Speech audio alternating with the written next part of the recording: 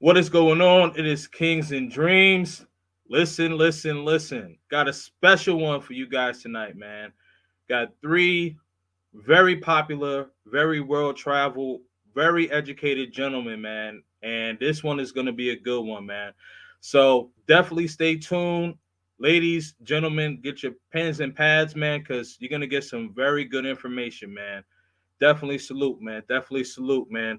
Uh, Let me check out the panel real quick. But before I get into my opening monologue, Chocolate Man in Thailand. Okay, okay. Big Bass, man. I see you, brother. Felicia Jordan, the moderator, man. I appreciate you so much. Appreciate you, man. Let's see. Uh, Italia, what's going on, man? Big boss, real talk. Definitely, man. Salute to you, brother. Man, thank you for the thumbnail, man. Salute to you, man, for sure. Global paper, my guy, Brazil or die, for sure, for sure. We're not gonna talk too much about Brazil tonight, but you know, we gonna talk about Brazil at some point. Models and bottles for life. Investments or die. Yeah, I think we might get to that though. Shoe game, watch game, content game, bananas. Man, you know what I'm gotta do, man? I gotta pull you up one of these days, Global Paper. Like I gotta pull you up on a live or something, man. Oh shoot, Richie Rich rolled a tape. Okay. Yes, man. What's going on, brother? A gamer's world. Whew, man. Let me tell you, man. That man, good brother right there, man. Zoom to Thailand. Come on, man. You know the vibe. My brother. Zay the Smooth. Salute to everybody. Salute to you, man. Thank you for coming out, man. Where's Chuck? My guy, what's going on, man? What's going on? What's going on? All right. So one of the things that a lot of travel brothers really want to know, especially when they're traveling outside the United States and they want to actually live outside the United States, how can they really get themselves established? And I think tonight we're gonna really talk about that and really get into the nooks of it, if you will. So I'm very excited to bring these brothers up, man. So first brother I want to bring up, this guy, man. He reminds me of like your uncle. You know when you like 17 years old and sneaks you like your first drink or something like that, and he's like, man, hey man, don't tell your father. I got you though. Man, very good brother, man. Definitely, definitely, definitely a good brother, man. The General, Tailor Made Dreams. My God, what's going on, man? What's up, Kings and Dreams? What's going on, baby? You doing all right? Oh man, I'm doing well, man. Man, thank you for being here, brother. Thank you for being here, man.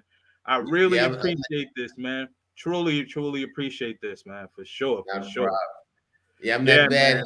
influence uncle, huh? I'm sorry, what happened? I'm that bad influence uncle that sneak his drink. No, no, no, no, no, no. You I that got no, you that great uncle, man. You that great uncle. That's all, Definitely, you. man. I like For that. I sure. like that. Yeah, for sure, man. This next brother I'm gonna bring up, man. I've known him before I even started my channel, and the game that he gives me, like, it's definitely like that big brother, like, like I don't know if you ever had like a younger sibling or younger cousin or whatever, and they like, man, if you were at the school, like, walk past me, like, you're not even in the family, bro. Don't wear that. Don't do that. Man, he definitely puts me on game, man. So without further ado, man, shout out to my brother What's Andre, up, none across family? the borders, man. What's going Oh, on? What's up, I'm Dre? I'm honored to be here tonight, man. am I on the right live stream? Because this is definitely all star. Oh man, you guys are the all-star, man. I'm just, I'm just here to soak up the game, man. That's all, man. For sure, for sure, for sure, man. Oh yeah. Um, Definitely appreciate both you brothers, being up here, man. For sure. Now, uh, my third guest that I'm gonna be bringing up on here, actually found his channel. Shout out to Mediocre Tutorial and Reviews. And then also another big shout out to Big Boss Real Talk, who Big actually boss. plugged me in with this brother, man. You know? So, man, you know where we got to zoom to, right? We got to Thailand. zoom to Thailand. Well, Oh, Yeah. we got zoom in. well. Hey, what's going on? Ah, Hello. Happy birthday Thank to to me. you. Yes. Happy Hold on. birthday to you. I Happy want birthday, the whole brother. chat and everybody to know that today is Zoom to Thailand, Richie Mac's birthday. So everybody in the chat, make sure you give him a happy birthday, man. One more year, brother. One more year. We appreciate you, Happy man. birthday. Happy That's birthday, brother. absolutely, man. Happy birthday, man. Happy Say happy birthday. birthday in Thai, Juna. สวัสดีวันเกิดค่ะสุขสันต์วันเกิด Oh, you hear that good? It ain't real unless you put that good. You got to put that โอ้ good in there. ต้องพอสุขสันต์วันเกิด Nice. Oh, yeah, soup san one good. That's that Thai talk. Kako cow. ไปแล้วไอสกูแล้ว Okay, bye now. Happy birthday. Kako cow now. I'm not sure I'm so humble I know you put that Stevie Wonder on. You know, we got to do the Blackbird. I know, right? Happy birthday to you. Yeah, Happy happy birthday birthday to to you. you. Right. What up, Dre? Where you been, Dre? You know I got beef Hey, with you, Dre. Where you Listen, been, man, I came on the live yesterday so late because I didn't know what time it, because I knew you sent the link, but I didn't know what time it was. And man, listen, I took some brothers out that just came down here. I took them out the night before. They had a good time. Then they went out to some more spots. And by the time we made it in, man, the sun was coming up. And No. ooh, Oh, they had a real good time. Right, Yeah, right. They man. did their thing, yeah. Can't be mad. Right. Oh, King of Dreams did something I couldn't do. He got Taylor Made and Dre at the same time. I had everybody. I was like, wow. But you did it, King of Dreams. Salute. You pulled it off. Man. Thank you, man. Let me tell you, man. I truly appreciate you three brothers, man, for coming on, man. And any people like that are in the chat that really need to like learn some information, whether it be about traveling or whether it just be about starting a YouTube channel. Like these are three brothers that you really want to try to get in contact with and really get some information, man. And also with that being said, for some of the people who may not know y'all, why don't you kind of guys give a little bit of brief introduction, and then TMD, I'll kind of start with you first if you don't mind. Nah, I don't mind. I don't mind. You know, old people first. Nah, well, but for those who don't know me, man, I have a channel called Taylor Made Dreams. Started the channel, but about 6 years ago when I first came down to DR. Man, well, not DR. I would say the North Coast, specifically Sasua. And I came down here, man, and fell in love. And I was just trying to share with my people, man, about getting out of the matrix and following Brother Charles Tyler path. Teaching people, man, that you can go overseas, that you can buy real estate, that you can open up a bank account, that you can buy a car, you can do everything that you can do that you've been doing in the States, but you living and doing it a hell of a lot better here. So my thing is, man, just trying to let people know that there are more options than you think.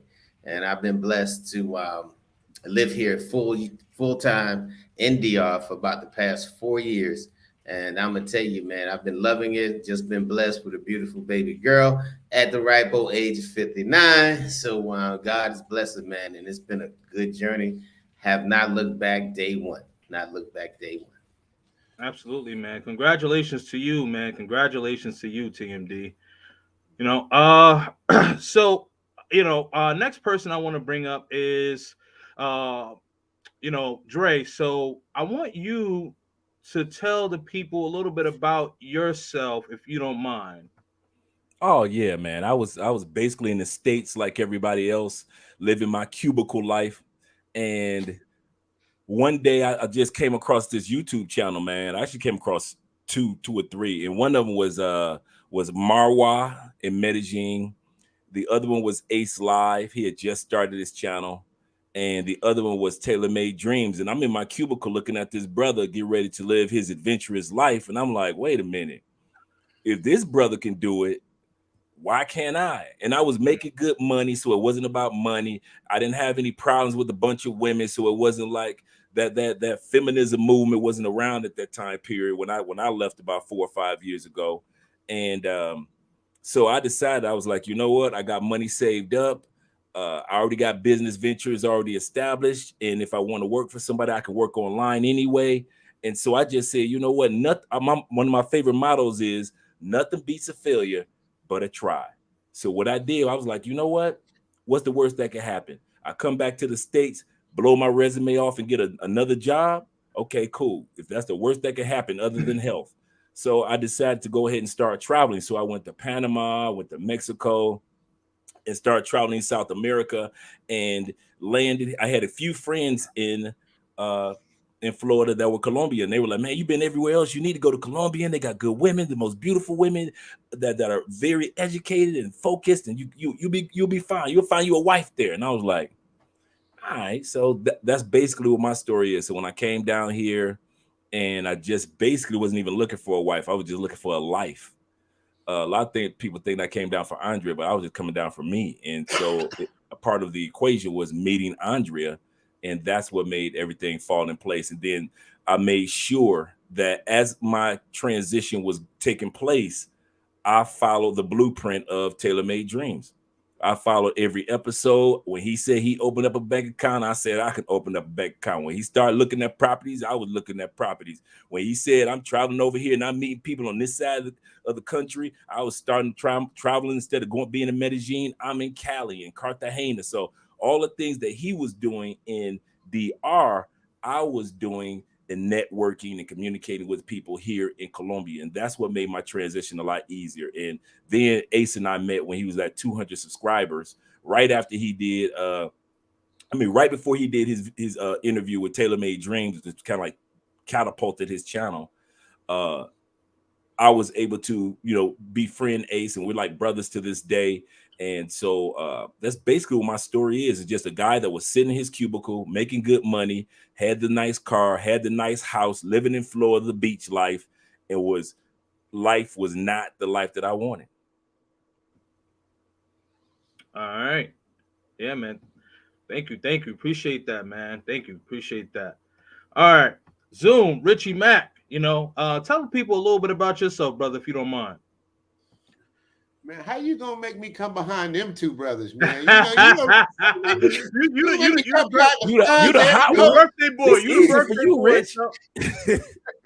Man, you never put me. That's like that. Me going behind Dre and the Fonz is like following behind Busta Rhymes at a concert, man. You can't do that, man. My thing is gonna look so small, but no, bro. I mean, I just like these brothers, man, I just got tired of America, man. I got tired of just dealing with had a crazy ex situation and wanted to travel and get out just to travel because that's my therapy. Traveling is therapy for me. So I was looking around. I said, I want to just travel the world. I'm not getting no younger. I got the means to do it. Let me get out the matrix and see what's going on. I originally fell in love with the DR first. That's why I went first.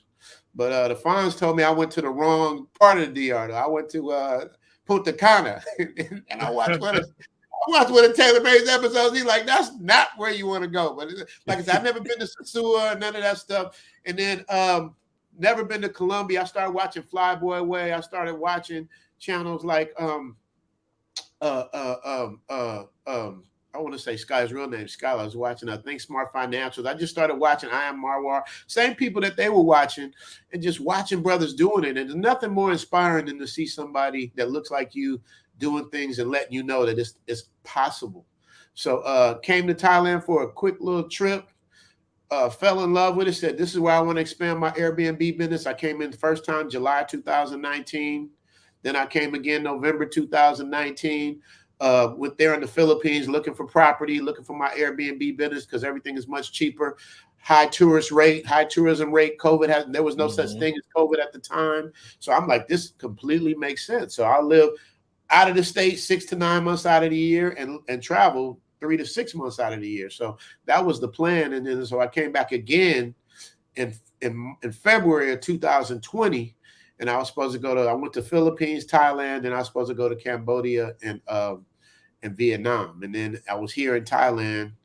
It was my second time hanging out with Elle. I met her in November. So when I came back, I'm like, I'm gonna spend a couple days with her, and then I'm off to Cambodia and Vietnam. And then the thing hit, and I've been here ever since, man. And so what happened was wherever I go, wherever I live, if I lived in Colombia, if I lived in Las Vegas, if I live anywhere I go, I always say, if I lived here, what's my hustle? How can I make money? What can I do? How can I get bread? How can I survive if I want to stay here? So, I was just playing around with the channel a little bit, putting up things wasn't really picking up. Nobody knew who I was. And so I just started figuring out a way to just kind of like get in. And then, people like BMT, Black Man Travels, he let me rock on his Facebook page. And then the lead attorney let me, I did a consultation with him. Consultations are important, you guys.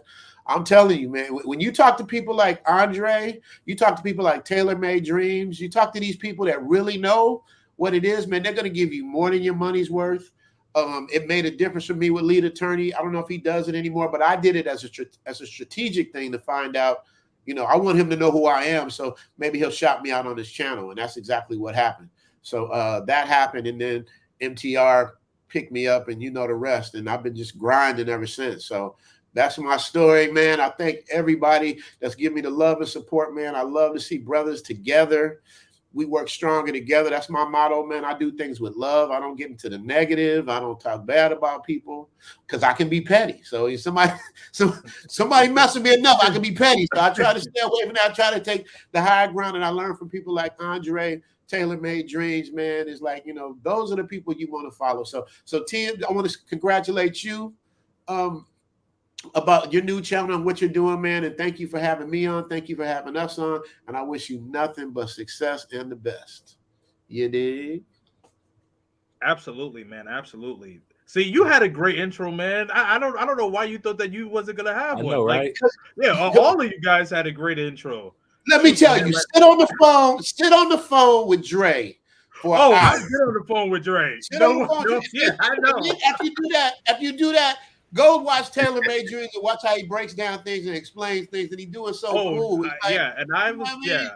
Man, hey man, if you want to get you a property, man, hey, I'm telling you what you need to do. Like, I don't want people get burned out and things go down. Now you can do what you want to do, but if you follow what I'm telling you, you're gonna learn what it is. I ain't trying to make no money off you. I'm trying to, so it's like he says it to you like cool uncle for you, a cool brother for me. How long you been practicing? Yeah.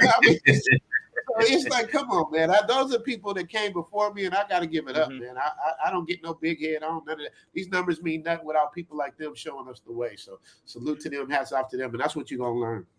Absolutely, man. Yeah, man. I want people in the chat to learn, and I'm gonna learn from you guys as well. And I'm still learning. And so I just appreciate, the three of you, coming on here, not only helping me out, but helping people in the chat, and then people that may watch this video down the line. So I did have a few questions for you guys. So one of the first questions that I wanted to ask you, and TMD, I'll go with you first. So like, what was kind of like the final straw that made you want to really leave the matrix, that says, you know what, like, I'm gonna do this, and I'm gonna do this permanently. I'm gonna stick with it. I would say the politics, man. Donald Trump got elected, and I was like, oh man, this is a shit show here, bro. This you elect a clown and expect a circus. And and I've never, or well, I should say, let me back that up. I have not felt comfortable in America for years.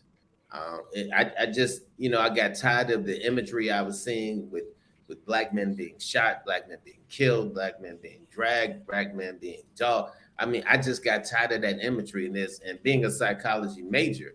because I got a few degrees in psychology, man. There's no way you can see that imagery over and over and over again over your lifespan and it not affect you. So I knew it was affecting me because I became a very angry man. And when I used to come to DR, man, the temperature just came down. You know, things just for me de-escalated. My temperature came down, and I just noticed how I was, you know, leaving the U.S. versus coming into the U.S. And I just knew it was not right for me, man. Between that and like, you know, up is down, down is up. You know, you can, I mean, you can elect a guy that, you know, cut the dick off and he becomes woman of the year. I mean, just crazy stuff, man. It was I was just, man, this is not for me. This is just not for me. It just felt uncomfortable. It felt like I was out of place. But I knew I could not change America, but I could change where I was. I could change my location. I could change my trajectory, my you know, I could change my world around me. And I had came to DR, man, and I remember when I got to Sosua, man, I brought property like the second day I was here. I came here on a Wednesday. By Friday, I had already put down a contract because I knew it felt like home. And I've been coming to DR for years because I adopted my daughter, Solange. May she rest in peace. And you know, but I was going to Santo Domingo, of course, spend time with her, make sure she's good and all that stuff, man. But it's something about when I hit that North Coast, man, and came into Sosua that I just knew was home. And then, you know, listening to other brothers, like y'all was saying, you know, learning those life lessons, listening to brothers like I said earlier, Brother Charles Tyler, Mawa, you know, just looking for people who look like me to tell their story. That's what I was looking for. I did not see it anywhere in DR, so that's one of the reasons I actually started my channel. But like I said, it just was not for me. I just felt totally out of place in America. And when you feel totally out of place, especially when you grow up there, when that's all you know, man, it changes things, you know. Now, thankfully, I was able to travel the world prior to moving down here. So it's not that, you know, I came here first and that was it. You know, I was in the military, so, you know, I got a chance to travel to over 20 countries. I've been to, you know, at least 43 states. And I'm going to tell you, between traveling inside the U.S. and traveling to over 20 countries felt more natural to me anywhere I went than in the U.S. It just felt unnatural. When it gets to the point where it just feels unnatural, it's time to go. Understood. Yeah, absolutely, man. All right, so I'm not going to put you last, Zoo. So I'm going to actually throw you up now. See, look what I had to throw behind. You see? Hey, but I'm gonna do like a stand-up comedian does. I'm gonna break the ice. First, I got to give a shout out to Check in Effect. I see him out there. Check in Effect. Yep. Salute to you, my brother. Yes. And I want to give a shout out. Yep, to Chocolate Man in Thailand, who's also somebody on the forefront out here. He's supporting, man. He came on last week and got on with us, man. And, you know, I love to see him being a part of the family. You know what I mean? He was a lone wolf out here. You know what I mean? At least from my perspective, that's what I saw. Mm-hmm. But now he's into the fold, man. And I love to see all these people supporting you. So there you go. That's the best I could do coming after what Taylor Made Dream said. Yes. Well, so let me ask you again. So what was kind of like the final straw that really said, okay, you know what? Like, I'm going to leave the United States for good and I'm going to stay, you know, whether it had been Thailand. I know you had mentioned DR, but, you know, like you said that you were going to stay out of the United States for good. Like what was the straw that broke the camel's back, if you will? Well, I got to be honest, man. I'm not a genius. The straw that broke the camel's back was the beer virus. It's like I was here thinking it was going to be something quick. And I was like, you know, oh, man, it'll give it. Because remember, y'all, before they had the scare was the Ebola thing. So everybody, the Ebola, you know what I mean? So everybody was like freaking out of that for like 2 weeks.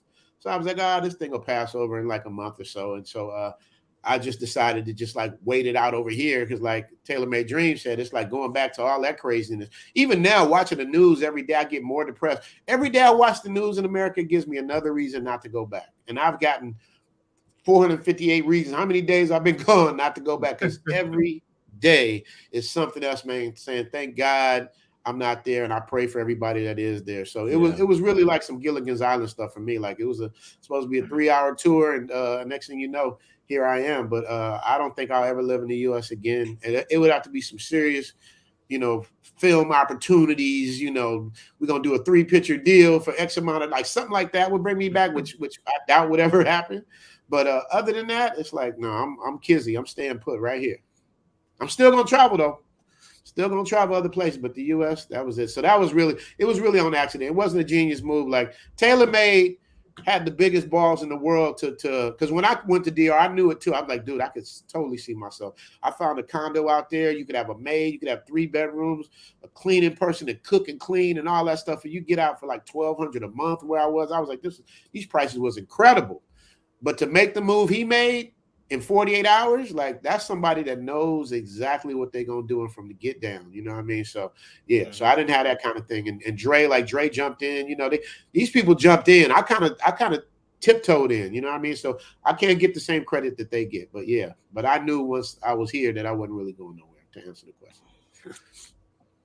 Absolutely, man. Well, I think that's probably one of the best decisions you ever made, man. So Dre, what say you? So what was the catalyst that made you say, all right, I'm out of here for good? For good is well, let me do like Richie did, some shout outs to some of the people in the audience.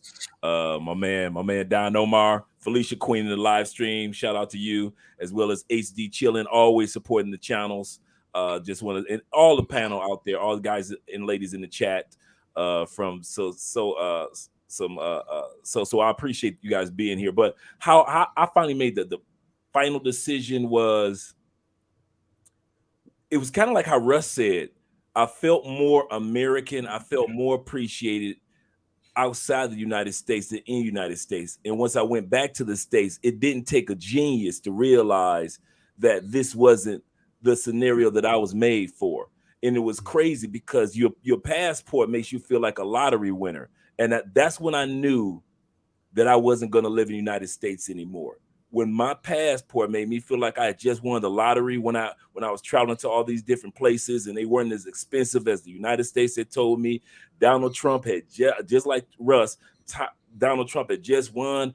I literally that night turned my television off in the States, and I had not watched another television until I bought my television in here a few years back when I first moved here to Colombia.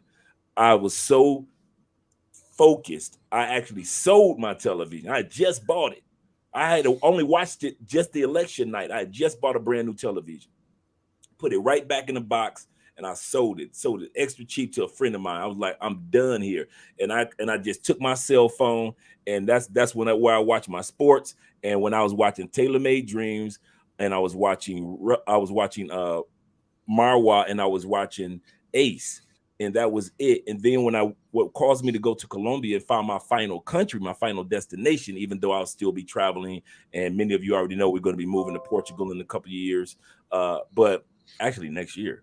And so what made me finally make my final decision was I saw how much peace Ace had. I saw how much peace that Russ had.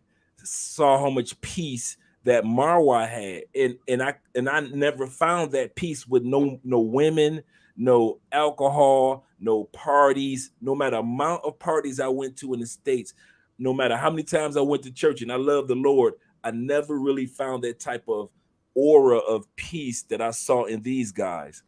And so when I finally decided to move, I actually moved to the United States. I wasn't even balling. I had like 60, 70,000 when I left, but I already had a business venture already set up, and I already had a bunch of investments already set up. So I was good in regards to that. But I wasn't like a lot of guys that had already retired, but I knew I was tired. I may not have retired, but I knew I was tired. And so when I finally made the decision to move out the universe gave me everything that I needed to be in order, gave me the right place, gave me the right woman, gave me the right connections, gave me the right friends outside the United States. If I would have never made that decision, I would have never met any of you great guys that's on this panel, as well as other individuals that come to here to Colombia, just because I had the audacity to be like Russell. And I got out of my cubicle and I said, you know what? I'm going to give myself a chance to live outside the United States. And I'm with the rest of the gentlemen. It'll have to take a whole lot to make me go back to the United States and live there. You got to come with some good money, and it's a limited time offer. It's not going to be a 5-6 year deal offer. It's like we work for 6 months, cut the check, I'm out. That's it. I tried to go back for a week. I could only make it 3 days this past December.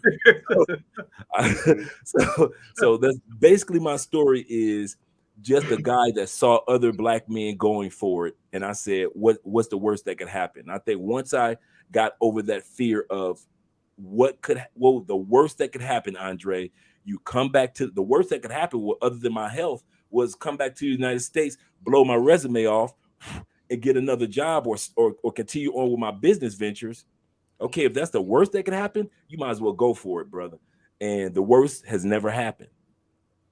Whatever people think, that worst has yet to happen to me. It's never happened to me. And so I'm not going back. There are over 200 developed countries in the world, and I'm not running back to one when I already know I got 198 more countries I can go visit and enjoy. Those are facts.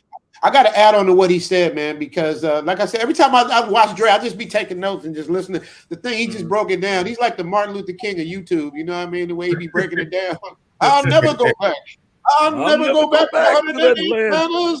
I'll never do it again. Little black boys and little black children have a passport. But what he said made so much sense, because you know what you guys are going to learn is that you're going to make some of your best friends through YouTube, man. I've met some great people, man. You're going to meet so many high quality people and friends that are like-minded that I met. Like, you know, shout out to, they got to give some more shout out to Big Boss, the plug who put us together. Shout out to Big Baz, my musical genius. Shout out to Don Omar. I mean, I'm looking at the people. See, this is what I say, King and Dreams. It's Big like, Boss, I don't care about how many people are there. It's the fact of the quality of what you got there. You got Felicia Jordan. You got an all-star, everything. It ain't just us. It's everybody in here. Bruce Rain, one of my top Patreon members. Like, he's just supportive in every way, shape, form, or fashion. You know what I mean? So the people that you're going to meet, and the people you're going to connect with that are like-minded, to me, that's where the real jewels are. So just want to just add that. Shout out to everybody else. If I didn't mention you guys, Razor Ray's in the building. Chocolate, you already said that, but yeah, the tech show. The tech show is like, you know, he's huge. Like, I didn't know the tech show was till Dre put me on. You know what I mean? Tech shows, he's down to earth, good guy. You know what I mean? It's like everybody, if we support each other, subscribe to each other, support each other, help lift each other up, King of Dreams will be where he needs to be. You know what I mean? He's gonna get there because he's a good brother. You know what I mean? So thank you. You know, so I just want to drop that. Just want to drop that nugget in there. You know what I mean? So that way you won't ask me another question no time soon. Now you can go to,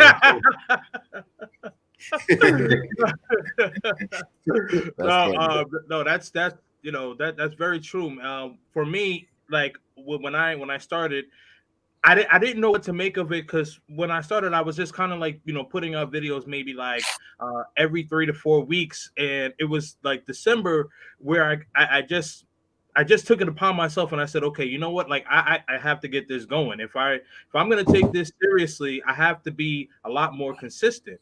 Like you know, shout out to Flyboy Way. I see you in here, brother. You know, he's the one that, you know, he's the one that had me, you know, really helped me start my YouTube page. And so like I would see this dude doing videos all the time, doing lives all the time, you know, full-time job, has other businesses that he's doing. So if he can do it, why the heck can I? So it's like, all right, you know, I really got to get my game going here. And what you're saying is that you meet like-minded people, and it's so many people in the chat, as I mentioned, Flyboy Way, Check and Effect. I'm sorry, I'm just scrolling through here, man. It's so many people, man. Charles Jones, I think I just spoke to him. What was it last week Friday on your live, Dre? Yeah, Yep. so it's a lot of people. Don Omar, Agima, Felicia. It's so many people, man. So it's definitely YouTube.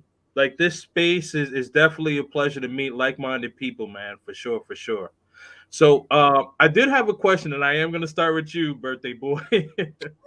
I thought I dodged it. Well, at least I got to go behind them two dudes. All right, all right. I'll make it quick. I'm making a quick one. I'm making it quick because I'm gonna be the appetizer. They're gonna be the meal because they're gonna give you some stuff that you can really digest. So living outside of the United States, what are some of the advantages that you've come across as opposed to living in the States?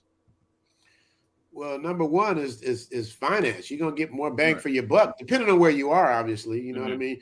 You go to Japan or Australia, you know what I mean. It's gonna be pretty much similar to the States, because New York is the bar. Like that's when anything in the New York price range, I automatically know I can't rock with that. I might as well be back home. New York, Hawaii, California. Those are the three numbers that you don't want to be around if you're trying to like save your money. So number one is finance.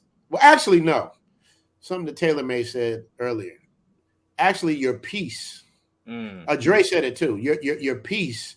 Just when you get a sense of peace and take that stress away, you add years to your life. I really believe that, man. I was so stressed in the U.S., man. I was stressed out.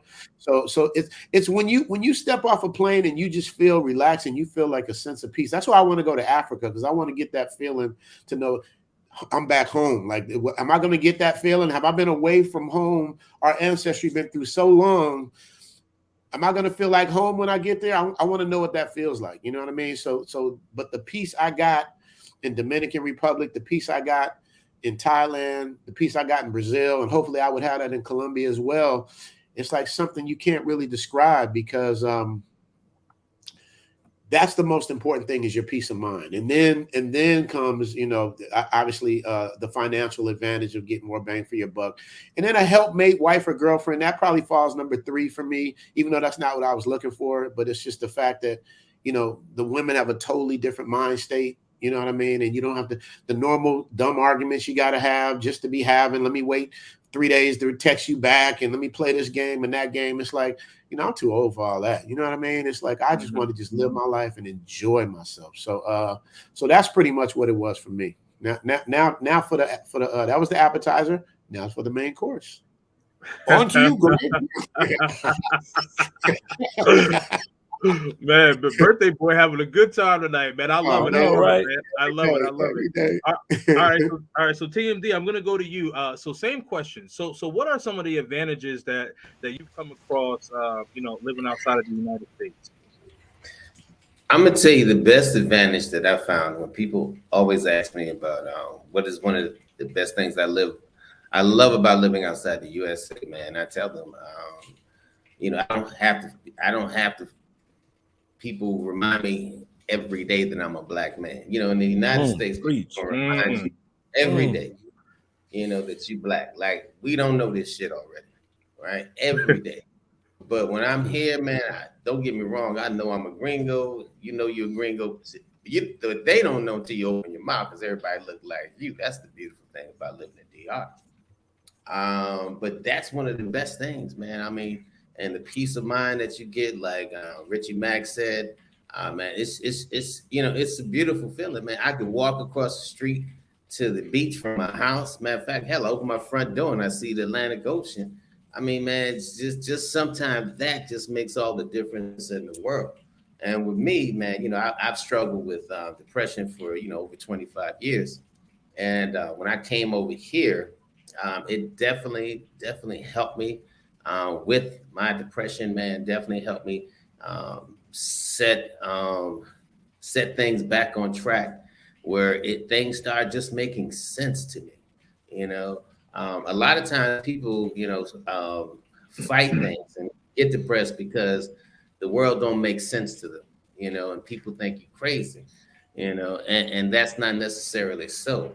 A lot of times, man, it's just getting a reset. You know what I'm saying? Getting a reset, learning those things that trigger you, learning those things that calm you down. And man, DR just does it all for me. It honestly do. I love being able to go out, man, take my friends out for dinner and drinks. 4 people, man, and spend under $40. You can't do that in the United States. Wait, $40 for 4 people? 4 people. I could take you somewhere right on the beach, right on the beach. We all can eat. We all can have drinks because the way we do it here, instead of everybody just ordering drinks, we get a bottle. You get a bottle, and if you drink rum or vodka, you drink rum, we order a bottle, of Brugal, man, rum. Costs you about 500 some odd pesos for a big bottle. And we order some orange juice or whatever, who's want to drink what, man. And you sit there, eat and drink and kill that bottle, man, for 4 hours, literally. Enjoy the beach, enjoy the scenery, enjoy everything. Man, for $40 in the US, you got to get a bottle of Smirnoff and Dollar Menu, man.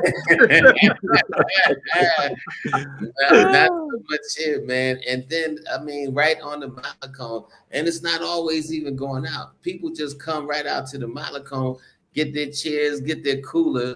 You pack, some sandwiches. You can pack some fried chicken or whatever. You feel like tasting that day, man, and you just people watching. It's like watching a 3 Mile Block Party, man. It's just it just things just make sense, man.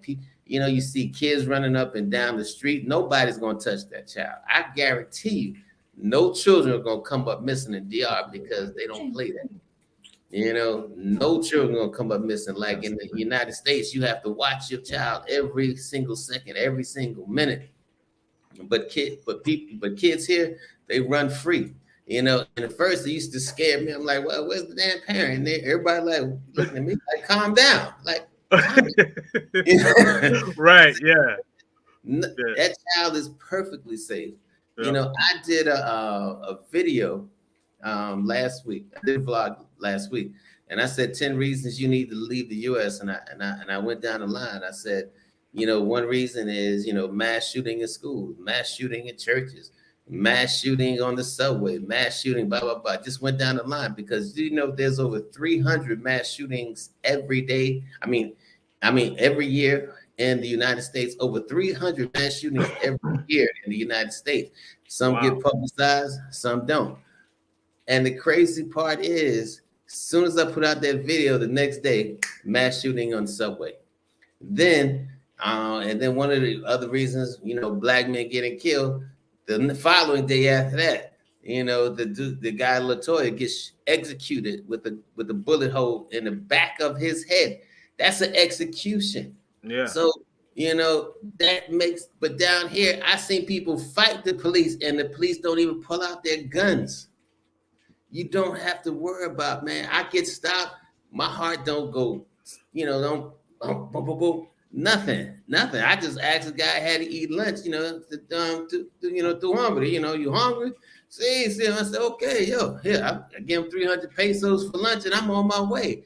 Man, I love it, man. Just the peace you get, and then things just start making sense, like the nucleus family is celebrated here. Alpha male, you guys are alpha males. I'm an alpha male. We're celebrated. We're not like, the scourge of the country. Mm-hmm. Like in America, man, if being an alpha male, it's dangerous. You're an endangered species. No, here you celebrate it. You will celebrate it. So, and it allows me to live my lifestyle. Y'all know, man, I've made no secret about, I live a polygamous lifestyle. My girl knows. She's cool. She's cool with me. All she asks is don't disrespect the home. Never do that. Got a side apartment. And then living here, it allows me to have a beautiful villa on the beach and a side apartment. And I got a residence in another city, Sasua, that I rent out. I mean, come on, man. I can't do this in America.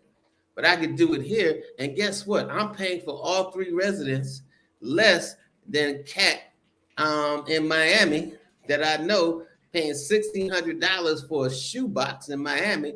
and I paid less than $1,600 for all 3 of my residences. Whew. Wow. Wow. And one's right across the street from the goddamn Atlantic Ocean. There you go. Whew. Man, now I see what Zoom talking about. Like, man, what do you say to that? Oh, I got you on mute. I'm gonna jump in real quick. But did you see? This is why I call TaylorMade the Fonz. Do you see how smooth he slid in? Yeah, he definitely slick talked that. He definitely slick talked it at the end too. Catch side apartment. That was so slick how he said right. that. Yeah, I got this side apartment. Come on, man. I gotta have somewhere to bring mother ladies.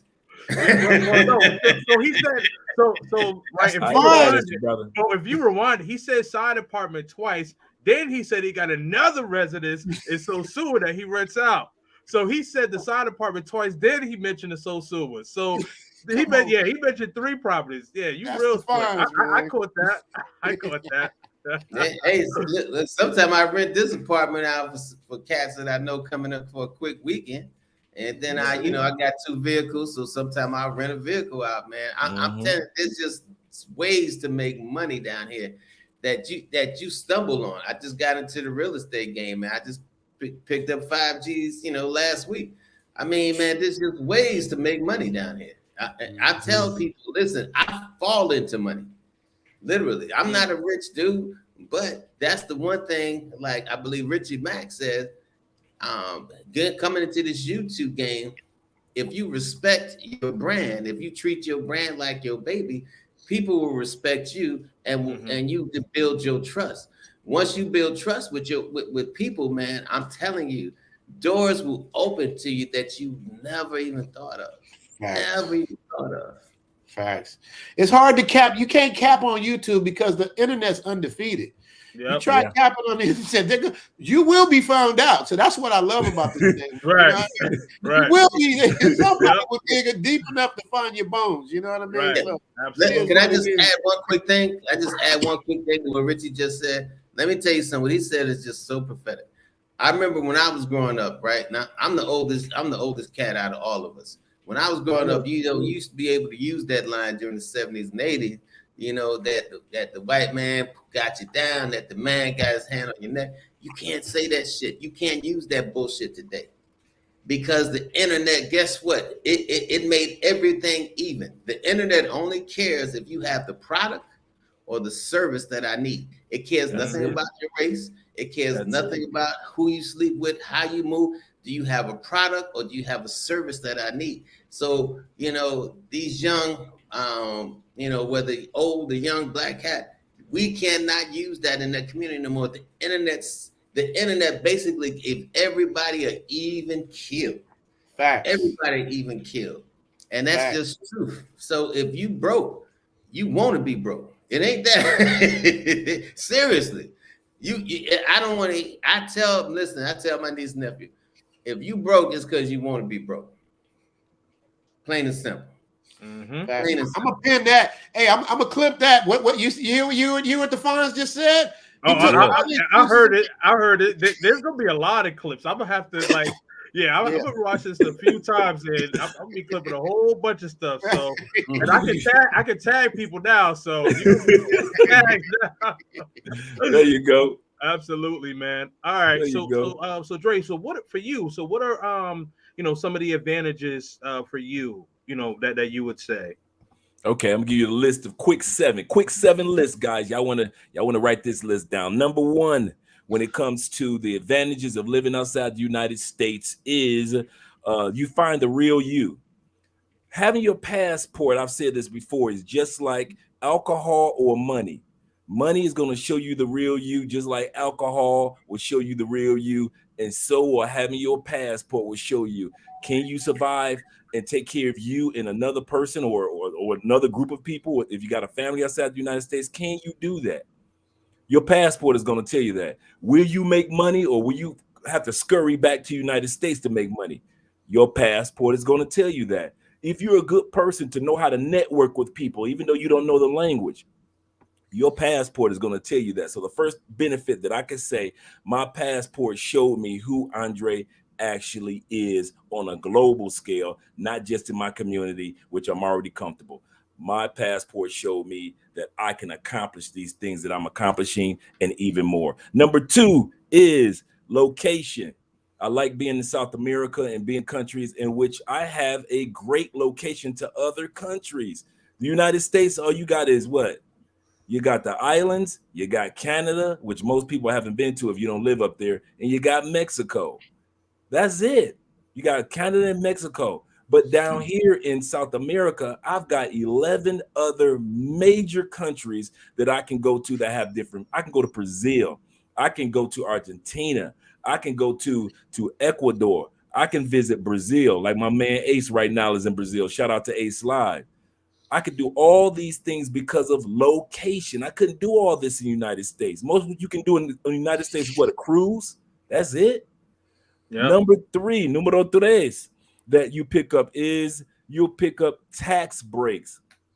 I'm going to be doing a video this Friday on some of the major tax breaks that you get when you do not live in the United States. It will amaze you some of the exemptions that you'll receive. For example, there's a tax exemption right now, federal tax exemption that's been around for years. If you make less than $112,000, you can receive a full-scale tax exemption in regards to your federal taxes. Now you still have your medical and your Social Security taxes and funds that you want to pay on, of course. But when you file your taxes, there's a tax exempt form for you to receive an exemption of up to 100 and it was 108, but now it's $112,000 far as exemption. You don't get that in the States. The other thing is, so that's number three. The next one is the community of gorgeous women. I mean, think about it. I live right next door to Venezuela, where they won more Miss Universes than any country in the world. I'm talking about, I'm down by Brazil, which have the most supermodels in the world. I live in Colombia. Need I say more, Shakira? Sophia? Need I say more?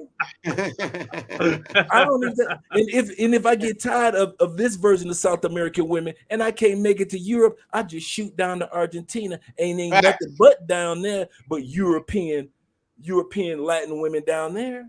Facts. So the location is excellent. So the people here are not as stressed and are friendlier. They're more family oriented. I have not been to more family functions and events in my life. When my wife calls it family reunion. Now in the States, I'm used to family reunion like we might meet up once a year, twice a year. Colombians call family reunion every weekend. You got something to drink and some music, we dancing and we are drinking, we are talking and enjoying the day. I have yet to have that experience in the United States except for during the annual family reunion. And I'm talking about on her mom's side and her dad's side. The other thing when I say is when it comes to the people, relationships. You start to learn more about real. I remember I was messing with this Brazilian chick in the States, and she told me you don't know how to love. I was like, what? I don't know how to love, girl. You crazy. I'm a Libra. I'm a lover of love. My planet is Venus.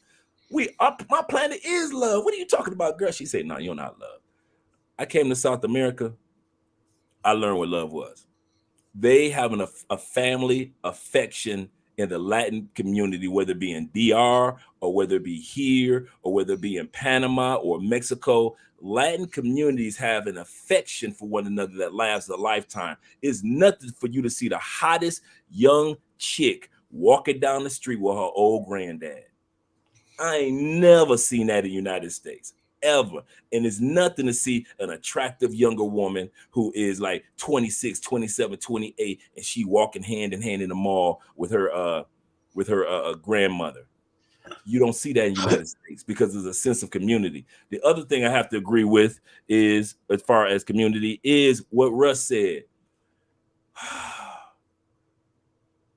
I do not have to be reminded every dang day You black, you black, you black, you blackity black, blah, blah, blah, blah, blah, blah. In the United States, if black people ain't telling you all day, don't do that because you black. Don't say that because you black. All day they telling you that you black. You got white people reminding you because of something that they doing to us or not doing to us, reminding us that you're black and the ceiling is.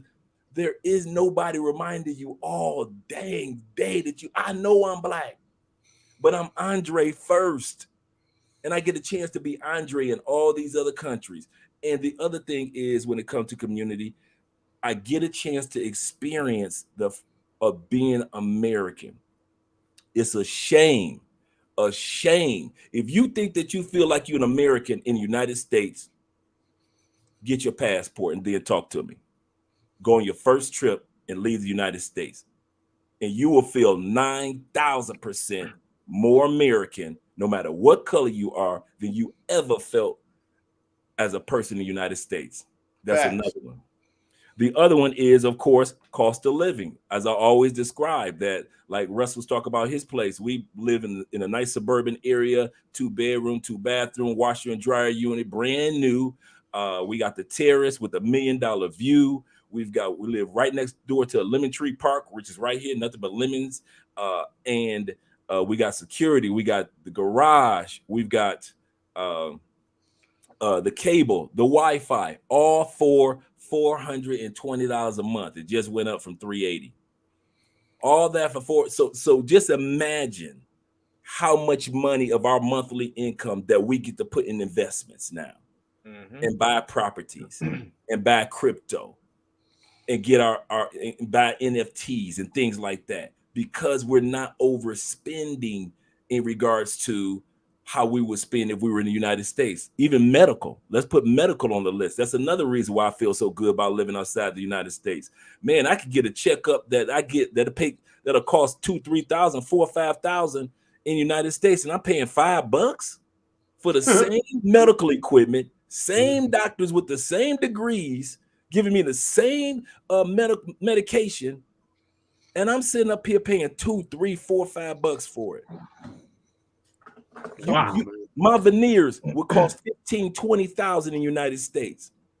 And you wonder what I said this the other day. There is no way if I was a person that did not have any family in the United States, or like in my case, most of my family live in Detroit, Chicago, Cleveland, right up north. I lived in Tampa, so I hadn't seen most of them except every blue moon for 14 years, right? So here's the scenario. It made it easy for me to move on. If you are in my position, you ain't got no family, or you really ain't too close to your family because they may live on one side of the country and you do, and you getting older and you ain't got nobody to take care of you. And you got your Social Security. That's all you got. You broke. You just got Social Security when you hit 62. I'm telling you, with your first Social Security check, if it were Andre, I would get my damn passport and I would get the hell out the United States. There is no way in hell I'm gonna be old and paying medical bills like y'all pay, and paying inflation and paying for the gas. Man, down here they fussing over $2.16 for gas. That's just too much. Y'all sitting up there paying $8, $10 per gallon. I know one girl said, it is cheaper. She said it is cheaper to walk than it is. She said, so I buy me a case of beer and I get to stepping. That's her gas. That's her gas. The next one is the connections that you get a chance to make with people, like such as Zoom to Thailand, such as Kings and Dreams, such as Tailor-Made Dreams. You get a chance to make these connections that while you're in the United States, you're not thinking like this. You think the sphere that you have is the only sphere of people or connections that you'll ever have, which actually, or the type that you'll ever have.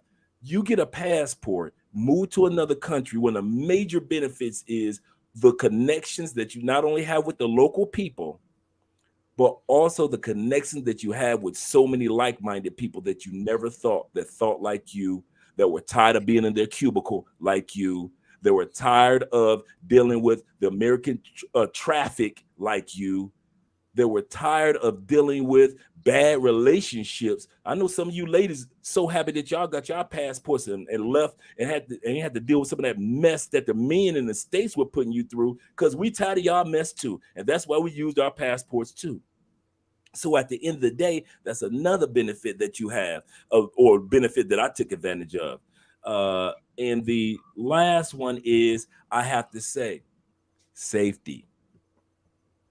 I live in Colombia. Yeah, that Colombia. Yeah, Narcos Colombia. Yeah, Netflix Colombia. And I feel safer down here than I ever felt in the crazy United States. Every time I turn around, somebody posted in the group something going on in the United States where somebody had to lose their life.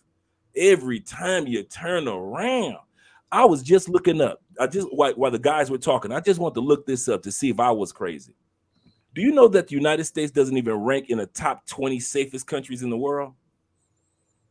Really? So what I did, I just did it. So I took the opposite. I put in unsafe countries in the world. Guess who popped up in the top 15 unsafe countries in the world? The U.S. What's US. the order? What's the order that, Dre? You got the order of the top 15? Yeah. I actually still have it in front of me. You know, Dre got everything. The most unsafest. Now I have the unsafest ones still put up.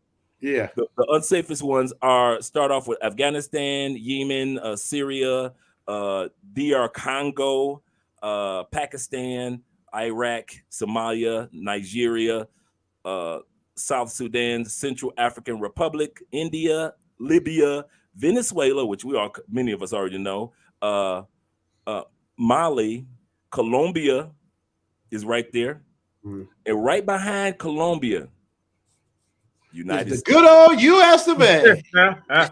So while y'all sitting back trying to criticize these other countries, while y'all living in country one, and you know it's 200 developed countries in the world, and you haven't had a chance to check out at least one or two more, you might want to think.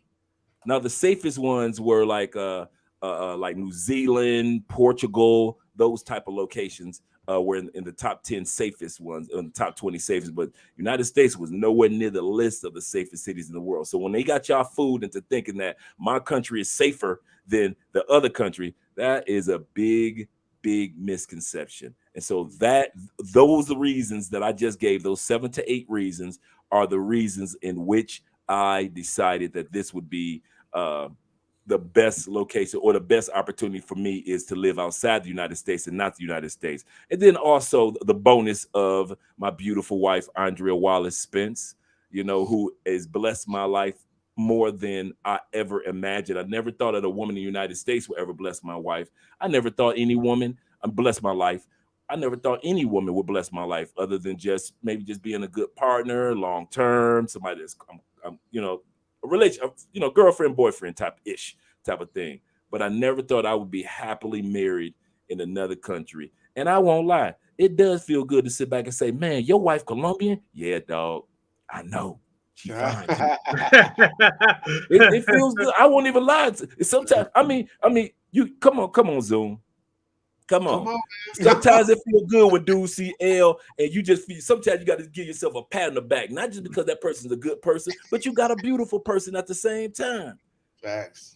So you like, that person is beautiful on the inside, beautiful on the outside. You feel happy and you at peace.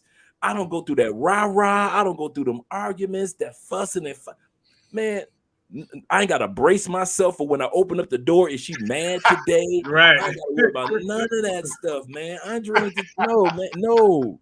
Right. No, and there's so many more women out here like our women, and that's what we're trying to convey. You got women that brought blessings. A woman just brought a blessing into the life of Russell, brought this man a new child. I'm sitting over here with jealous hogs asking B. We about to rush our little child bearer. Yeah, I'm trying to say, I might have to jump in on that. We're gonna do it next year. We saw what Russell did. We're gonna do it next year now. That's right, man. That's right. Yeah. Shout out to Rolling Tape. I subscribe to you, Rolling Tape, just so you know. Shout out to Rich. Yeah. I hear the name all the time. I had a chance to meet him. I hear Big Boss always talking about him. So shout out to Rolling Tape, Rich Rolling Tape. I hear so many things about him. Yeah. But Dre, you see what I'm saying? Like when Dre and the Fonz drop that knowledge, it's like, come on, man, you just take notes and go to school, man. Those are the guys you want to talk to, man. For real. Absolutely. Absolutely, man. So So on the flip side of that, I did have a question, and I'll start this off with you, Dre. So what are, or what may be some of the challenges that people may encounter when traveling, or not traveling, pardon me, when relocating outside of the United States? Um, First one, I'll give you a list of five. Number one is getting the United States out of your system. You are no longer living in the United States. If you decide to live outside the United States, get accustomed to that, to the new country or location that you are in. Of course, you'll always be American. You always love your hip hop. You always love your R&B, from the Frankie Beverly Mays to the Earth, Wind and Fire. Whatever your hard rock, whatever it is you like, you'll always be American. But that doesn't mean the location that you decide that you want to live in, if it's long term or temporarily, going to have all the things that you have. You may not find Lawry seasoned salt in your location. You might not find, come on now, you might not find the ranch dressing that you're used to. It may not be in that country. And if it is, it might be their version of ranch Right, dressing. right. So be ready for adaptation. That's number one. Be ready to let go of some things, because if you don't, it is going to be hard. And a lot of people go back home because they get homesick, not because they ran out of money, not because they didn't make friends, but because I'm used to the USA's way of doing it. Well, take your little happy tail back to the USA, and you stay in your little cubicle or keep on delivering trash or whatever you do for a living, make Ooh, your money, player. But the rest of shots the world fired. ain't for you. But if you're going to go to another country, you have to respect the cultures. You have to Fact. respect the cultures. That's number two. Number two, be ready to respect the customs and the cultures. A lot of times when a person's driving outside the United States, you're looking like, man, they drive crazy. I can't, I would never drive in Colombia. I never drive in DR. Well, the rest of us who drive here, we've become comfortable with it. We make it from destination to destination, just like you do in the States. But you see it from the perspective of a tourist, and that will take you to number three. Number three tip is get a routine. One of the things that hurts many of us, that's a disadvantage for many of us, is not having a routine. When I didn't have a routine, it was difficult for me to adjust, because I'm like, okay, what I'm gonna do. But once I got routines, daily routines that were part of who I was, it made it a lot easier. That's one of the things that made it a lot easier, or the challenges that I had to overcome.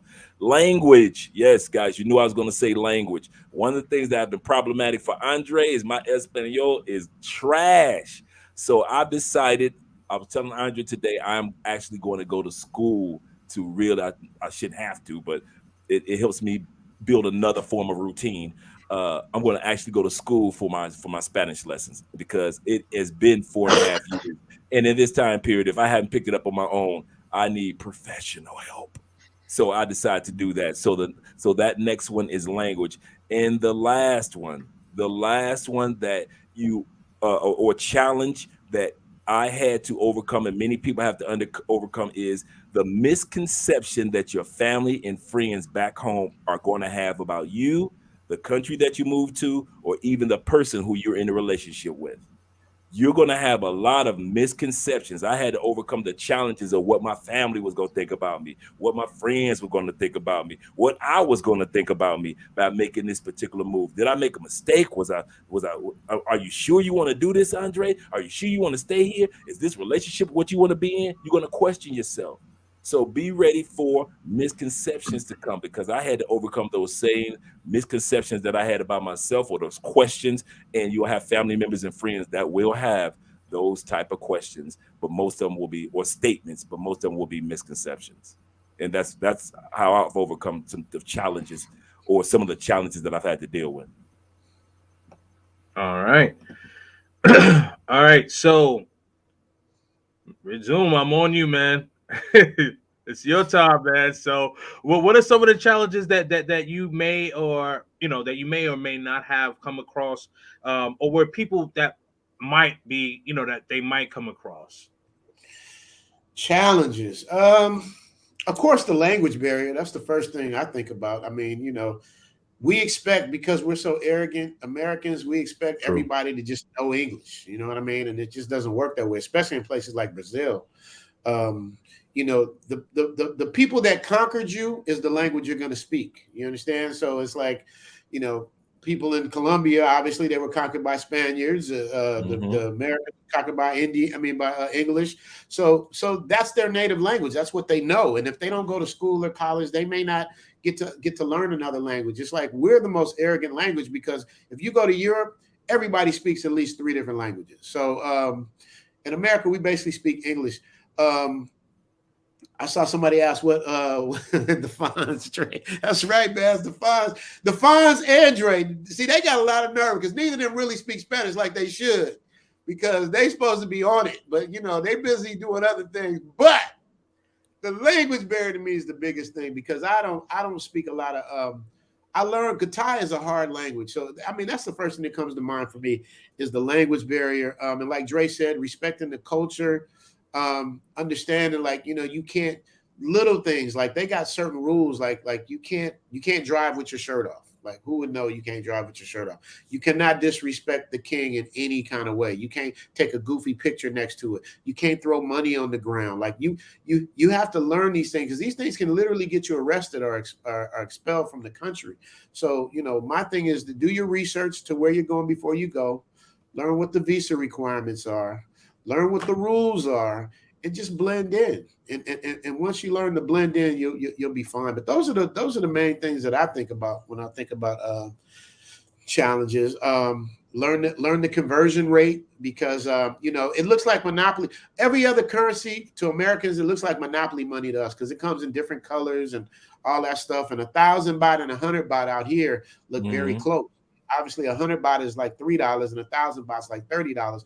But at night, you at a club or somewhere, they look really, really close. It's easy to get that mixed up. So learn the currency. You know, just like anywhere you go, it's like, you know, I'm looking in the comment section and I'm saying, dude, but watch out for this and learn this and do that. And it's like, yeah, that's true, but you should know that just by growing up. Like those rules apply to everywhere and everything. You know what I mean? To like learn your be conscious of your surround. When I go home to LA, I know the rules. I ain't gotta like think about it. I know I gotta be careful of where I'm at, what I'm doing, what I'm wearing, who's around me. You know what I mean? It's like you learn this growing up in the streets. Like it's just you just take your same street mentality and just use that, apply that to wherever you go, man. Be cautious, don't be crazy, don't be flashing. It's like all these things that is basically common sense practices that you have to do. So, you know, that's pretty much my answer. Thank you, Felicia, for the birthday wish. Thank you, Felicia. Yeah. Appreciate that. Yeah, Felicia, as you were talking, I'm looking through all of the birthday wishes, man, and you know, so you know, I apologize to the chat, man. These guys are like soaking up so much game, and I forget that like I gotta like click on these things because I'm just sitting here just listening. I'm sitting here listening like a spectator, and I'm like, oh shoot, I gotta like look through these things. You're working, sir. You're working. You are not in the chat. You're working. Trey, I don't blame him though, man. The way you and Taylor may give up game, man. Come on, man. Every time I talk to either one, I hear them. I'm back at school, man. They really giving that game. Y'all got to soak the game up, man. The chat room is cool, but you know, Kings and Dreams got these guys on here for a reason, man. Y'all gotta like take in what they saying so you don't make dumb mistakes. They telling you what mistake. You can make your own mistakes, you can make new mistakes, but they telling you the mistakes that you don't have to make because they may have made them or seen people that made them. So y'all soak up this game they giving y'all for real. Absolutely.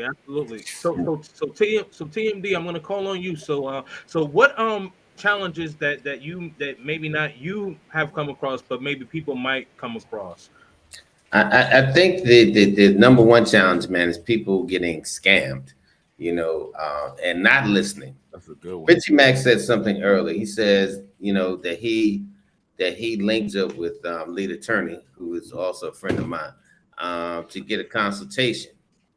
Consultations are important, especially for people who are already boots on the ground, who know the layout, who know the games, who know the scams. So that is something, man, that you got to be aware of. Like I charge a consultation fee. And the rest of you, I'm sure do. But the thing is, like with me, I had a cat who I charged $500 for relocation fee. That's like from the airport to to the dude is in his house or apartment, and and where to get his light bill paid, how to turn his internet on, the whole shebang. So he thought $500 was too much. He wound up losing $6,000 because he got scammed. Called me after he got scammed and wanted to know his options. I said, well, your first options was, and I'm looking back on the feed because, this beautiful thing called a cell phone. Look, that's my beautiful daughter. That's right. There you go. There you go. Yeah, That's right. What else I'm gonna have on my screen but my daughter? There you go. So anyway, man, I'm looking back in the feed and I'm like, well, we had a conversation, and I told you $500, I'd take care of you from the airport till you moved in your place and set you up, and let his dick do the thinking for him. He got scammed in two ways. Now he says, man, I've been following your channel and I've made 2 videos how to set up a bank account. But he came down here, man, and the girl told him that her name, somebody from Dominican Republic had to go on his bank account. So he lost $3,000 because when he put her name on the bank account, the next day, of course, what did she do? Go and take out all the money. He got scammed because he got with the wrong people, put him in a really crappy place, right? A really crappy place, looked good, shiny and everything. But as soon as he moved in, man, the next day started just having all kinds of trouble. Got to the point where he had to leave. The landlord said, well, you left early, so, we're not getting your deposits back. I mean, just a series of things where, like I said, man, and all this happened in the manner of like 20 days. In 20 days, this guy lost $6,000. And now he calls me. I said, what do you want? What do you want? What do you want from me? What can I do for you? I said, because, $500, you would have avoided all that. So one of the things that people need to be aware of is watch out for scams, because everybody got one. And I'm going to tell you what a Dominican friend told me, because there was a situation where I had a Dominican dude, man. We had a great relationship, but then he tried to hustle me, and I'm like, dude, we've been rolling together for 3 years, and now you trying to hustle me. So I'm like, I broke off communication with him. And another friend, Dominican friend, told me, says, Russ, I said, man, I don't understand how you do that when you can make money. If you're making good money, why are you screwing up race? He said, Russell, I'm gonna tell you how Dominicans think. There's a fool walking off that plane every day. And I was like, wow. I'm like, wow, okay. So you got to get in that mindset. You're not going to change the culture. You're not going to change the damn culture. So when you come down here, man, you got, like Dre said, you got to have that open mind. You got to have that open mind, man, and you have to be willing to blend, mesh, align yourself with the culture, because I'm telling you, you can't change things. But I'm telling you, watch out for the scam games, brother, because it's hot and it's heavy, especially here in DR and other countries. And not to say that you're going to lose money, because anybody who ever rocked with me, man, have not lost money. If they did lose money, trust me, it would be all over the internet. It would have been all over the internet by now. That's a good point. Like Richie Mack said, listen, do those consultations with people that know. If I didn't know nothing about Colombia, I would call Dre. Dre, well, what's your consultation? $100, $150, whatever. I'd rather pay that $100, that $150, and lose $500. I'd rather pay Richie Mack $500 than lose $6,000. Mm-hmm. So I'm telling you. Because the beautiful thing is our reputations are on the line. Like if we give you some BS advice, right, it's gonna spread like wildfire. Because like my brother had an album called Bad News Travels Fast. We gonna want the bad news before we get the good news. These guys are flawless. I've never heard anything bad other than the obvious little haters and trolls. But I'm saying these dudes are solid individuals, man. And like I said, yes, I do consultations as well to help people get set up. But I personally recommend these guys before me if you just want to get some good, solid general information. You know, obviously when it comes to Thailand, that's my thing. But these guys can give you game on all kind of stuff. Dre is the thesaurus. He'll think, well, you know, I looked up last week and I saw that the GDP and Dre got all that stuff. Brother digs into things. True. That's great though. That's excellent. That's excellent. How you all have your own style, and it all meshes with who you are, because like I have that style where like some days like I'm like Dre, like, you know, when I created the chat and I set the questions, I was like Dre, because I'm thinking like, all right, what is it that I want to ask these brothers? What is it that I want to say, right? And then there's sometimes where I can kind of freestyle it, right? Like, you know, when I went on TMD and you know, like it was just kind of freestyle. We just kind of did that, but like it all works. It all works. So, you know, I definitely appreciate you guys giving me some good game. All right. So, wait, Kings and Dreams, I got to tell you one thing real quick. You're asking excellent questions, bro. These are really good really questions. Are. These are solid questions. Thank you. You can tell this was thought out what you did. You thought out, you did your homework, you did your research, bro. So shout out to you for that. I just had to give you that. Go ahead. Continue. Thank you. Appreciate that. All right. So, so now speaking of scams, so I'm gonna go back to you, TMD, right? Now, the ladies. So now, what would you say, you know, is like the best approach or the best way for a gentleman to find a quality woman outside of the United States? Well, I'm gonna tell you, outside the United States, it's a whole different game. Like here in DR, the women are, like I tell brothers, ubiquitous. They're everywhere. Everywhere there's a fine woman. Everywhere there's you can't throw a rock without hitting 30 fine women. You know, and the thing is, unless you in like, if you're in a designated what we call red light district, like Sasua, you know, it's a you know, it's a look, you know, I look at her, you look at me, we talking price, we do our thing. But outside of that, like area I live in Puerto Plata. You approach them like you would approach a lady in the United States, but I would say use their language. You know, Buenos dias, mi amor. You know, be surprised just that little bit will grab and snatch her attention. I had a brother, man. We were hanging out in Malecona.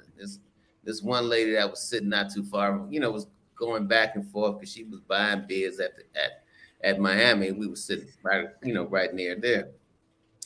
And he was telling me, man, that chick all stuck up, Russ. I don't know why you said come out here to Puerto Plata, man. These chicks are stuck up.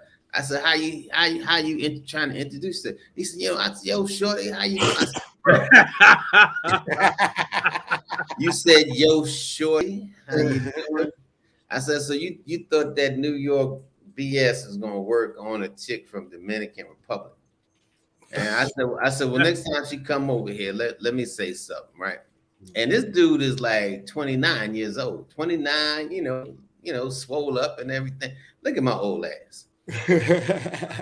So she came by. I said, buenas tardes, mi amor, ¿cómo está? She said, oh, she smiled and she said, oh, muy bien, muy bien. I said, ¿cómo te nombre? You know, what's your name? And she told the name. You know, I told her, you know, tu sonrisa muy bonita. She's, you know, you have a very beautiful smile. She smiled and kind of just, you know, batted her eye a little bit and just told her, you know, that's, you know, solo, you know, solo thing. That's all I want to tell you, you know, just have a good day. And she just kind of smiled, giggled, talked to her girlfriend, waved and went back. He said, man, you know, Russ, I said, brother, you can't bring that New York bullshit down here. You in another country. I said, man, just little words. That's all you don't have to learn. So he said, man, you know Spanish. Listen, my Spanish is horrible. But those I don't know. I just heard you flow some good stuff. I didn't know you had that down. You flowed it and you translated it. That's after a lot of practice. But those little things like that mean a lot to women, man. Just those little things. Now after that, you can go to your translator, you know, so, you know, tell her, you know, mi amor, mi Spanish no more bueno. Malo.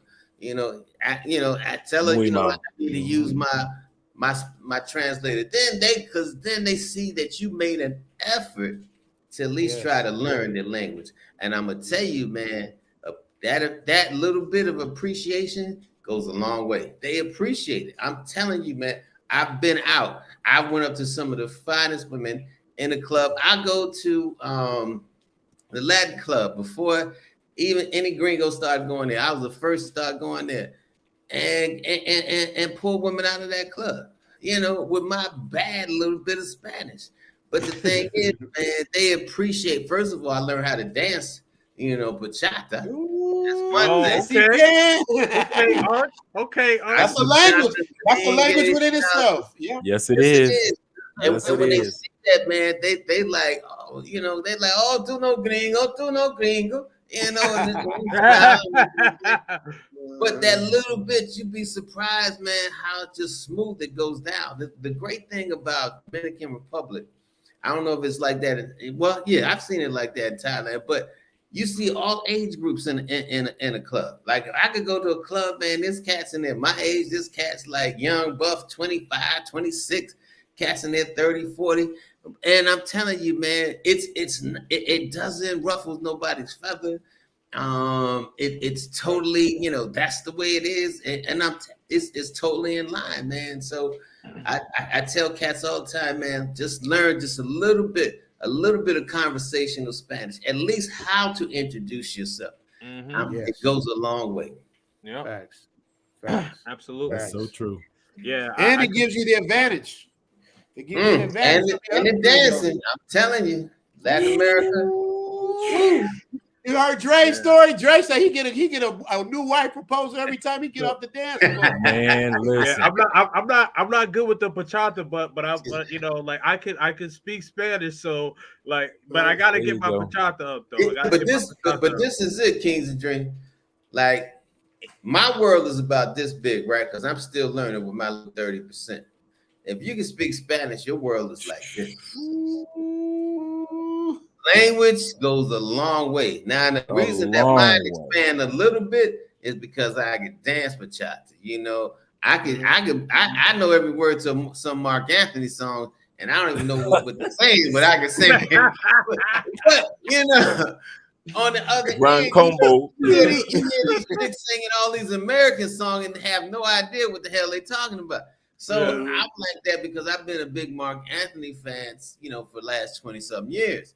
Right. So I'm telling you, all those little things go a long way. And I'm talking about some of the finest, some of the educated women, man.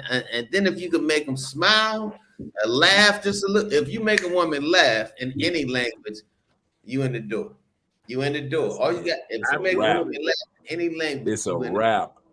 Absolutely. Oh, really? Did Zoom just leave? Because I was about to call on him next. Okay, that's cool. But Dre, so you know, same question to you. Like, obviously, you know, you're married, you found your wife, right? So, what would you say is the best way for men to approach women? You know, I have to say, I've noticed that there are two type of approaches, and I know Russ can confirm this. There is the tourist, I only got a few days here approach, and then is the expat approach. Now, since the panel that you're talking with and the audience in the topic tonight is about for those that are thinking about relocating, I'm going to treat everybody as if they're expats and not tourists. Because tourists think completely different from expats. We don't think like y'all. We don't act like y'all. We don't move in our cities like you do. We ain't in a rush yet. We ain't thirsty with it.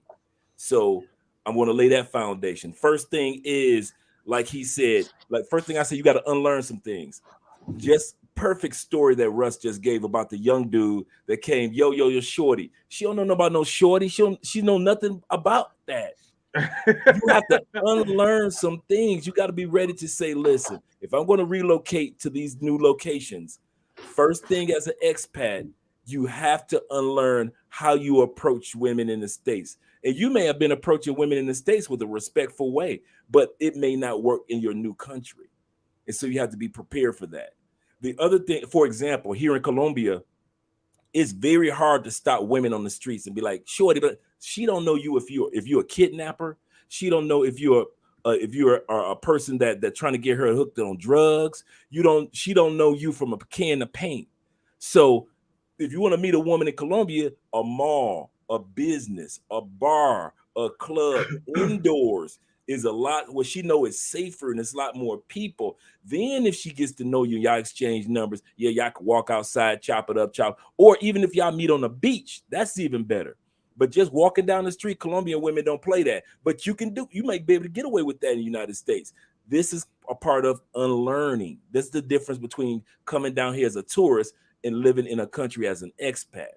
The other thing is just like Taylor said, women love men who try. If you try to dance, just try to get on the dance floor. If you try to speak some Spanish, they appreciate the fact that you respect their culture enough to try. If you try their food, you might not like that particular food, but the fact that you tried it, don't get them panties dropping just because you tried a meal, just because you tried to dance, just because you tried a language. The next one is we're talking as expats, not tourists. Once again, patience. Expats ain't thirsty because we see these fine women all day long. All day, ain't nothing but beautiful women walking around us all day long. So for you tourists, yeah, you thirsty. You got 5-10 days here. We're talking about from this subject matter that you on your show tonight. We're talking about guys that are or ladies that are thinking about being expats. Same thing for you ladies. Be patient. It's all these handsome men in DR, all these handsome men in all the locations that you ladies want to go to. It's the same rule that applies. Try. The men in the other countries appreciate that you respect their culture by at least trying. And the other thing is ageless. When it comes to meeting a good woman in any culture, America still has that taboo on age. Most countries don't. America's gonna sit around and be like, what? She's 24 and you're 50. What? Most countries ain't like that. Most countries appreciate the fact that you are a more mature man, whether you be in your early 40s, late 40s, early 50s. I know some dudes that, like Andrea said, one of her closest friends is in her she's 40 something years old. Her husband is 80. They got 2 kids and they happy as can be. And can't nobody tell her to ever leave her man or cheat on her man. That's how Colombia is. The older you are, not really older, and you take care of yourself and you're healthy and you can get out there on that dance floor, the young women appreciate you because they know that you are going to come with the young boy games, just like that young man that was with Russ. That's why it was easy for Russ to do what he was able to do with the woman because of that. The other thing, the last thing I want to say is unlimited. When it comes to between the difference of the mindset of finding love or finding a good person in another country, it is unlimited. For you tourists, it's limited. Your time is limited. Your money is limited. Your energy is limited. Your opportunity is limited. So the few little ladies that you see, you think you see something.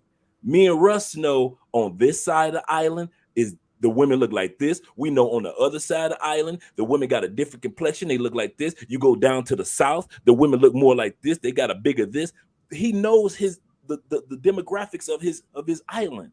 Same thing with me with Colombia. I could tell you the complete difference between every single culture in Colombia, including the coffee regions. So you have to be ready to realize that once you become an expat in a country, your opportunities become less limited compared to you being a tourist. So whatever tourist mindset you come with, you got to let that go. You got to let your American mindset go. You got to let your tourist mindset go because now you live here. Now you can say, take a deep breath. Now you can take your time, get to know somebody who knows somebody who knows somebody. And all of a sudden you got hooked up with 3 or 4 women that are some really good women that help you establish yourself in that country. And you wouldn't have done that if you were acting like a tourist in your own new home country. So that's what I say to guys when it comes to meeting women. Just take your time. All these opportunities are here. But there is a difference between how tourists act and expats act. Amen. Absolutely, man. Absolutely, man. That was great. That was great, man. So I don't know where Zoom went, but He zoomed. Yeah, right. He zoomed, right? Like Commodores. Zoom. He had to zoom with Thailand, baby. Right. He's like, man, it's my birthday, man. I'm about to run around and go crazy. It's all good, man. It's all good. Oh, there he back. is. He back. Yo, man. No, my delivery guy got here and I didn't go to the ATM. It's my I birthday. thought you went to go get some grits. I thought you. Yeah, thought right, you- yeah. I need some grits. I need some grits. I need some fettia too. It's like There you I go. forgot to go to the daggone ATM, so I gotta I'm going all my little stash spots looking to see where I got enough to knock this out. But don't worry about me, man. Y'all continue. I'm just trying to get my money together. Oh, you next in line. What are you talking Right, about? exactly. You next in line for the question, but What's the question? What's the question? so the question is how how can men not travelers, well, expats, how can expats approach women? How can expats approach women? In What are Thailand, the best ways? It's like super easy. It's like, Well, what are the best ways though? That's really the question. the best way to approach a woman is say hello, Swati Cop. Swati Cop is hello. You know what I mean? It's really not hard. The women out here kind of approach you. They know, especially when you're a foreigner and you're new, they try to snatch you up real quick because they know if they don't snatch you up, somebody will snatch you up. So it's really not hard, man. It's impossible to fail in Thailand. Like it really is. Like you could be the corniest, lamest dude as long as your paper's right and you're respectful. That's all you need, really. Good paper, good respect, good attitude, and just don't bring that American stank on you. You know what I mean? Because you don't want to fall into that stereotype. You know what I mean? Because they look at us, especially, I can't say especially black. I ain't been nothing but black, but I know they look at black people. They revere us in a lot of circles. You know what I mean? So it's like, it's up to us to kill that image. It's just like a woman. Like a woman knows, this applies to America especially. A woman knows 9 times out of 10 if she's going to give you something. Yep. It's up to you to talk yourself out of it. You can say some goofy shit and it'll just kill it for you. You know what I mean? Yep. So it's the same thing with anything, man. They're already going to give you the benefit of the doubt because if you done made it all the way to Thailand, you must have something going on about yourself, right? True. So that's pretty much the rule. So yeah, that's it. That's my short answer. I'm still looking for my money. Did I answer the question? No, you did. You did. It's all good, man. It's all good. Because Ludo ain't here. She left, and I forgot to go to the ATM. So, like, I ordered this big old thing. I'm getting this meal plan.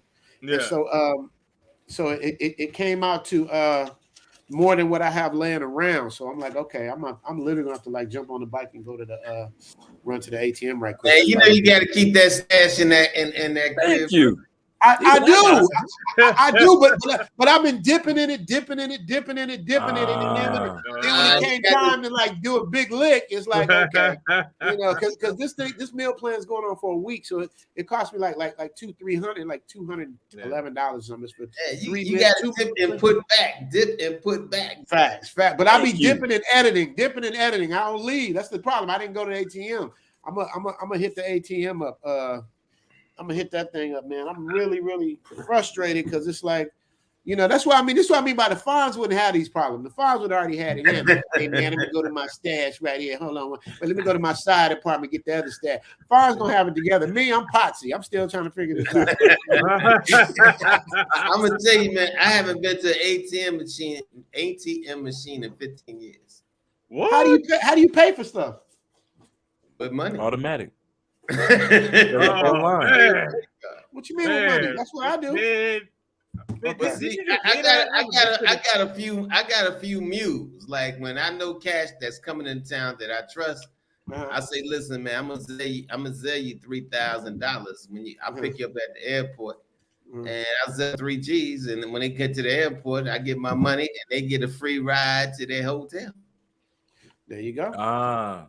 That's one way. That's one way of getting it out the way. Man, this is Uncle Finesse. I love it, man. This is the Uncle Finesse right here. And a lot of times they even give me a bottle. There you go. Here's your money and a bottle. Yeah. That's one thing I appreciate. I get the bottles. Yeah. There you go.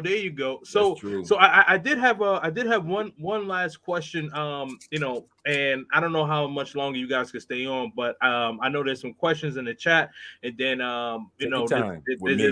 huh? Yeah, take your You time. take your I'll be time right with me. back. I'm good. Yeah. Okay, cool. All right.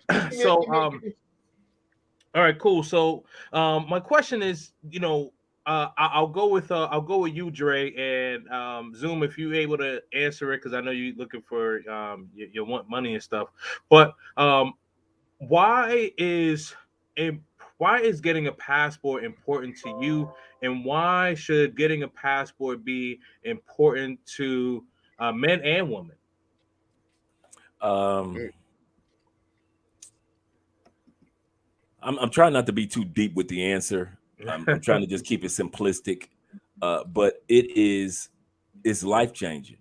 And I don't mean getting a passport. I know you mean when you say getting, I know you mean using as well. Yes, yes. It's Obtaining and life using. changing. Yeah. So When I see people cry when they're going back to the United States, it's not because they're just crying to be crying. It's because they realize what they're going back into. And I'm talking about people that's making paper. I'm talking about people making good paper and see that their passport gave them the opportunity to come out to a new world and to see that I may be able to change my life for the rest of my life. And then I got to go back to this. It goes to show you the power that passport has. Also, your passport gives you the opportunity to go to other countries. You learn from the perspective of if I could go to Mexico, let me try Panama. If I could go to Panama, let me try D. All of a sudden, you found yourself with a passport will take you to 4 or 5 countries in 3 years, and you didn't even realize from day one that you could actually have the confidence to do that. Your passport will give you that confidence to do the things that you never thought that you would do before. Another thing your passport will give you that is giving me is peace. My passport has allowed me to find what these men been saying all day long, a peace of mind. If I want to be a part of chaos, all I got to do is go to YouTube and I watch some American television. I am no longer a part of the chaos that's going on in the United States. I'm part of the peace of being outside of the United States. The other thing a passport gives you is the opportunity to see how strong your currency actually is. It's one thing to hear what Russell is saying about the cost of living in DR. It's another thing to hear some of what you brothers have been talking about Brazil with Flatboy Way going to Mexico, showing guys the cost of living there, or coming to Bed and Kia and showcasing guys, letting people see how much the cost of living is here. It's another thing when you live it and you actually look like what cost you 5,000 or 3,000 or 4,000 a month as far as cost of living in the United States. You can do that at a fraction of the price, and now you can take the rest of that money and actually do some of the things that you always dreamed about. You sat back, I said, I want to own a nice condo here. Blah, blah, blah. You can do that with your passport. It shows you that American dollar has strength that you never imagined. You see it on television, but until you see it for yourself, then you'll understand what Russ and all the rest of us that are in different countries around the world, what we say about how strong your dollar is and how inexpensive it is for you to get the same quality of life, if not better, with your passport. And the last thing I want to say is with the passport, it gives you the opportunity to get other passports. I'll be getting my citizenship in a couple of months, and then I'll be getting my third. In other words, I have my second passport. Russ is he always talks about his citizenship. He'll be having his second one. We moving to Europe. I'm working on my third passport in Europe. Your passport will open up doors to where you say, you know what, there's nothing wrong for me with me getting citizenship in other countries. So therefore, let me get another passport. And if I move to another country, I want citizenship there and another passport. In the immortal words of Jay-Z, I'm going to finish with this. Jay-Z said, I got 5 passports. I'm never going to jail. Oh man. TMD, man. What do you got to say, man? What do you got to say about that? Getting a passport, man, it will in some cases save your life. Yeah. Yes, it will. And I've had cats who told me that, man, because it will open up doors that you never know, that you can't even imagine. You know, that it will open up doors, man, that will breathe new life into your life. Uh, you know, the most perfect example I can think of is my daughter. You know, how can Oh you get yeah. more perfect? How can you get more perfect than that? Um, I mean, it will broaden your thinking. It will broaden your horizon. It will make you think differently. It if you are a person who, let's say, look at a picture and you can tell that picture is a little off. Getting that passport, that picture becomes a little bit more clearer, a little bit more straight. And when you travel to other countries and see how welcoming they are to your beautiful melanin, Mm. brother, ain't nothing like it. Ain't every and to find out that they've been lying to you the entire time in the Oh yeah. U.S. Man, let me tell you something. I have not experienced racism, and I've been to over 20 countries by any um, people overseas. If I have experienced it being overseas, it was by people who were from America who happened to be there. People from a different melanation. But the people are so freaking welcoming, man. It's mind blowing. You know, I love when I walk in the store, man, and people already think I can afford to be here. I love when I walk down the street, you know, in the most exclusive neighborhood, and people wave at you. Hey, how you doing? You know, never saw me before in my life, but they want to wave. How you doing? Um, the passport will it's a roadmap to the world. I mean, come on, it's a road, literally a roadmap to the world, and it's your introduction to the world to say, hey, listen, I am open to learning new things. I am open to going beyond the borders of my, you know, of home, America. I am open to learn, you know, to just being a citizen of the world, not just a second class citizen if you're black in the US. Because we have never achieved full class citizenship. Never. And if you think you did, I'm gonna tell you here today, you're a fool.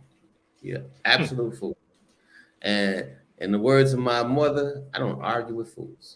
That's So, right. That's right. so if you want to hit me back with some retort on that, please save it because I won't even answer. But like, because I said, I don't argue fools. But I'm telling you, man, that passport is literally life saving, life changing.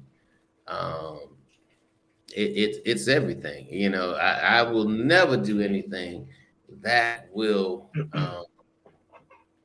expose me to getting my passport revoked, getting my, you know, Mm-hmm. getting my passport where it's not accepted. I will never expose myself or put myself in that position because there's nothing in the world worth it. But no, and getting a second passport, oh my God, man, you think you living. You know, now I get my DR passport, I can travel in and out of Cuba freely as much as I want, as often as I Mm-hmm. want. Direct flight, man. Let me tell you something. You need that passport, especially if your ass is black. You absolutely need that passport. It will help you breathe better. I promise you that. Yeah. Yeah. Wow. Man. Well, on that Yeah. note, those are like the questions that I did have for you guys. But what I did want to do is I have two people in the back.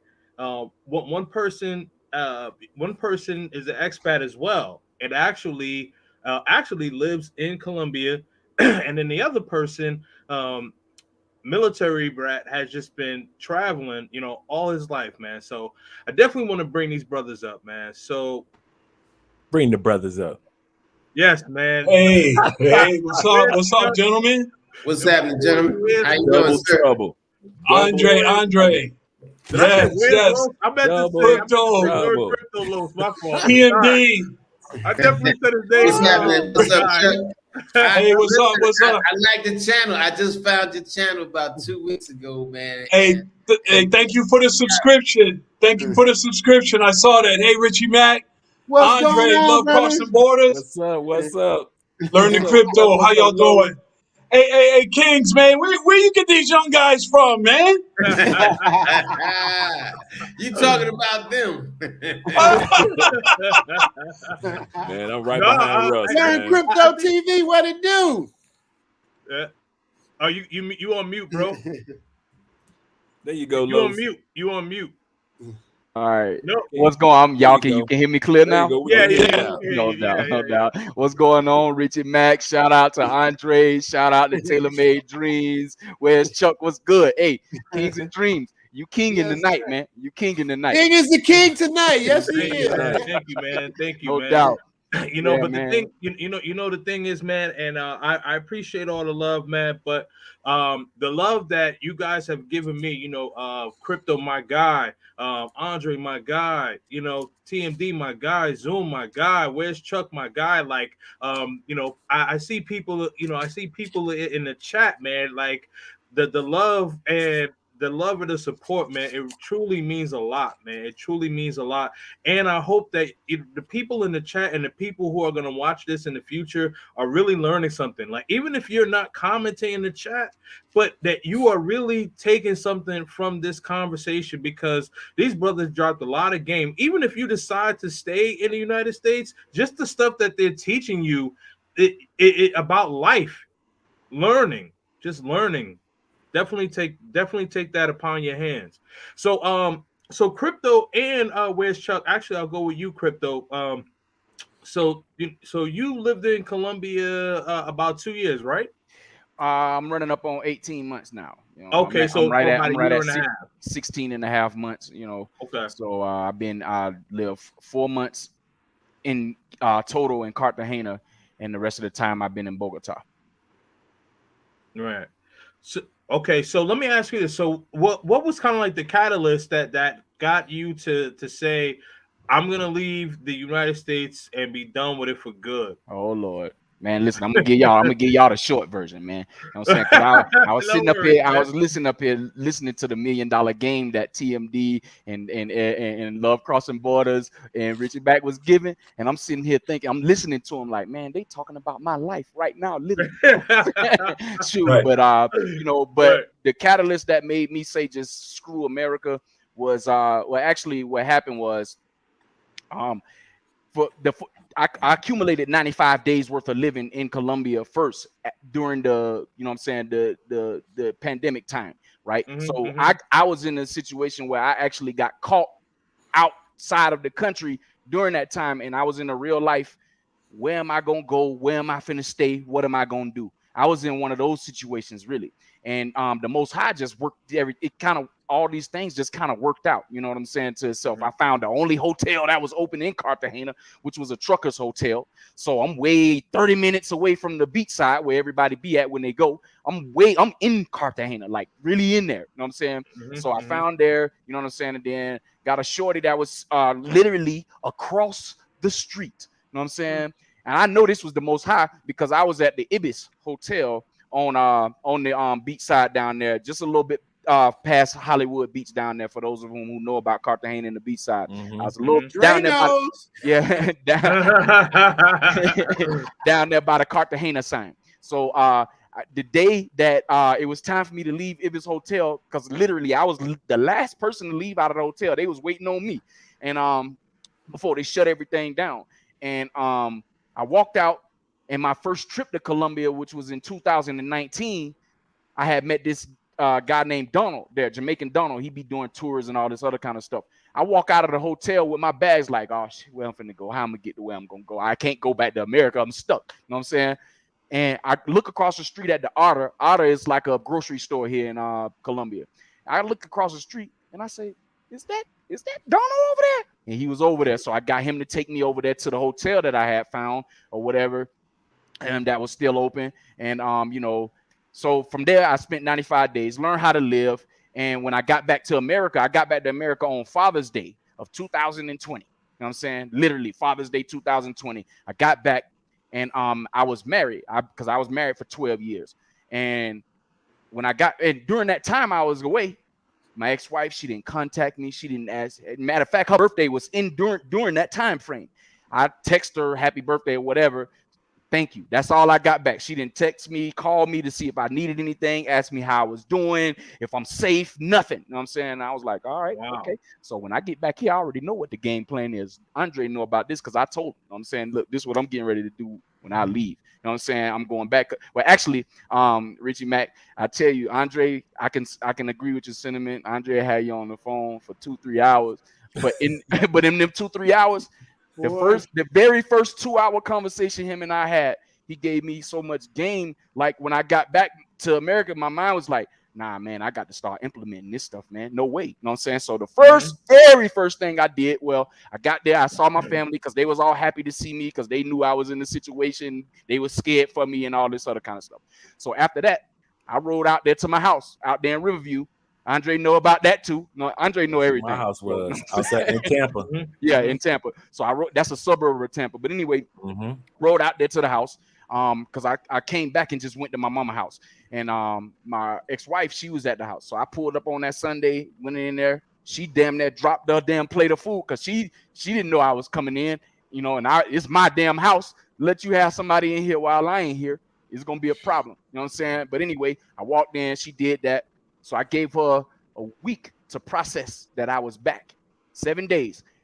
When I got back on that following Sunday, I went back in the house. I said, all right, so you got an opportunity. We need to talk, blah, blah, blah. You know, I told her what it was. You know, you want it out of this marriage. Shit, you got it. You know what I'm saying? And then during that conversation, towards the end of the conversation, I told her, I say, look, you ain't got to worry about me contacting you. You ain't got to worry about me doing this. You ain't got to worry about me messing up nothing you got going on here. Because she got a pretty high position in the Florida Department of Education. You don't have to worry about none of this stuff with me. You know why? Because I'm not going to be in America. I'm out of here. You know what I'm saying? She's like, oh, for real?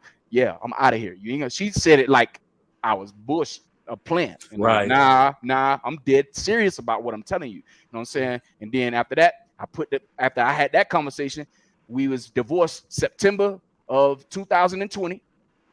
And September, October, November, December, January, February, March. 6 months out of there. And the only time I've been back was this past January to go see my mom and my daddy, get some more of my stuff, and take tail right back to here. You know what I'm saying?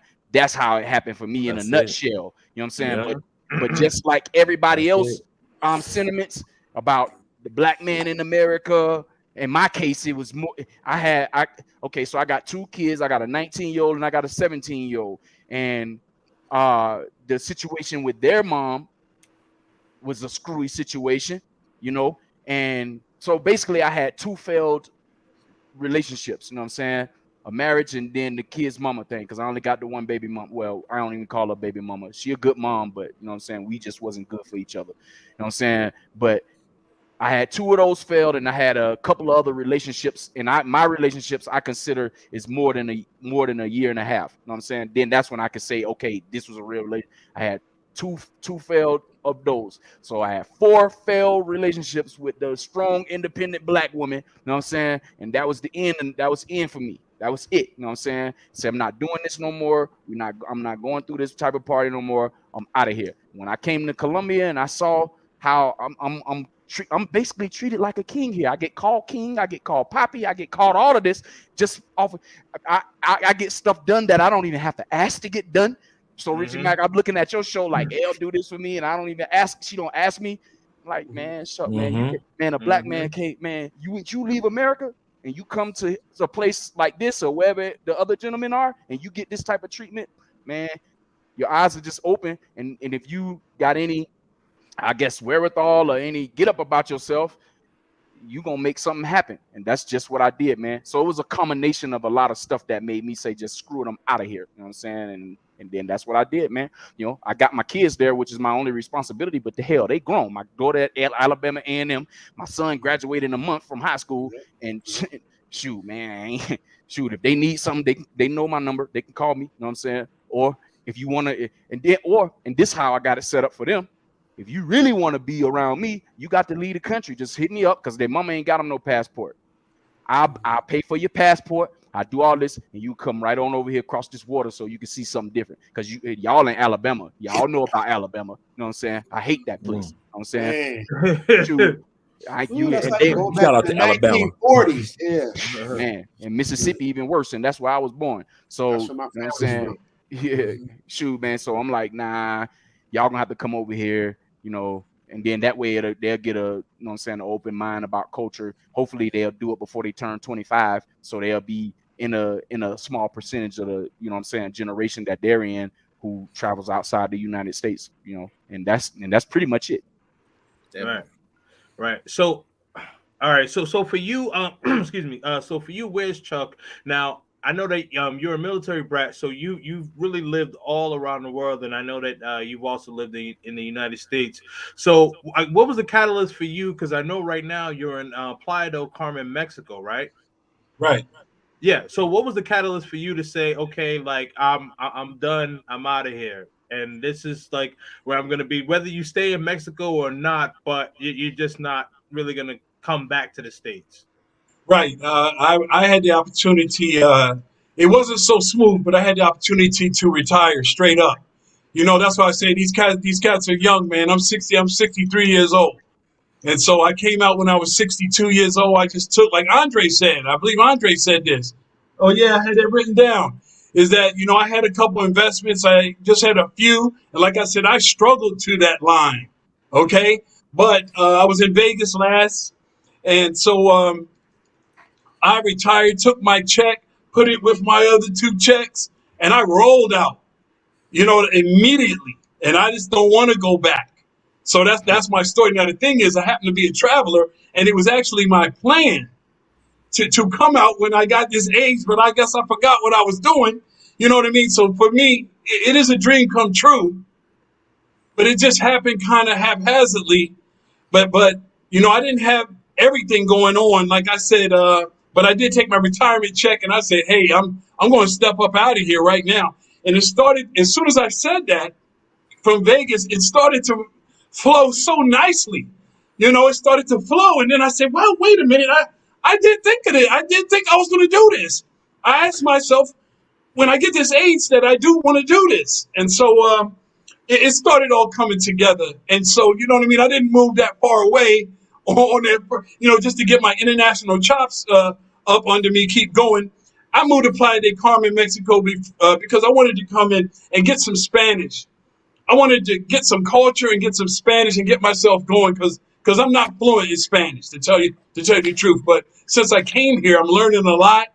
And so that's why I picked Playa del Carmen, Mexico. Not that far away. But something that would put me, and I live up in the neighborhood, you know, the beach is about 8 streets down to the beach, but I live up in the barrio, you know, and when I leave out of my door at any point, I have to start speaking Spanish from the door, and everybody here speaks to me, and I just feel like a citizen, and I feel like everything's a learning event for me. You know what I mean? I just got out of my master's program, a master's in IT. So I'm like a student of the game, if you will. And so I'm always learning. I'm always forcing myself in a learning environment. And this was no different, my friend.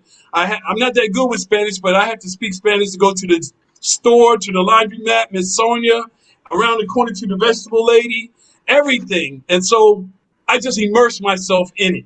And it's starting to pay off. You know what I mean? You know, it's starting to pay off, you know. So I go down the street and they call me Primo. They call me cousin, you know, they call me Primo when I walk out, you know, como está, you know, mi amigos. And I'm starting to work my way through.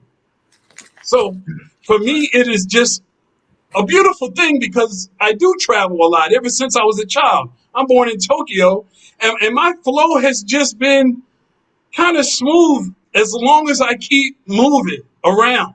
Now, I'm not that good at staying in one place that long. I would have to admit to you that. I'm not very good at that. 1 or 2 years in the penthouse, and I'm calling the lady saying, okay, this was fun, but I'm out of here. I don't really care if I'm flowing or not. I'm looking for a new opportunity. And so at my age, man, I got almost that many moves under my belt. So it's kind of embarrassing, to tell you the truth. And, you know, my girlfriend was like, bruh, we're not coming with you. You know what I mean? We're not coming with you because you move around too much. And so I have to give them that. But at this point, it might look like a benefit, feel me? Because if I make my way to Colombia, which I'm scheduled to do in 10 days, you know what I mean? Then I find myself in Colombia, you feel me, without really planning. But, you know, I can make it happen from here, you know, and that's just my story is if I keep moving and just keep flowing, I get to meet some beautiful people, keep learning all the time, a student of the world, you know what I mean? And really any title that I want to be the ambassador. I'm an ambassador of the world. You know what I mean? I don't have a place or a title. You feel me? So I just got to be about the world. But I got to tell you, I've met some beautiful people along the way, including the people that's right here on my block. You know, I got a guy, he got a club. His house is only this big. He lives 2 doors down. He won't be mad if I say that. But he has a full nightclub sound system in his space. He blasts it on my block. He blasts it like he's in a nightclub. But, you know, nobody's mad at him because he just is a part of the neighborhood. And here they don't have a sound ordinance. You know what I mean? They do whatever they want. But don't get me wrong. I would have to say, man, I love the life that I have been given. But I must tell you, it seems like it's just beginning. Yes. Again, it feels like it's just beginning all the time with me.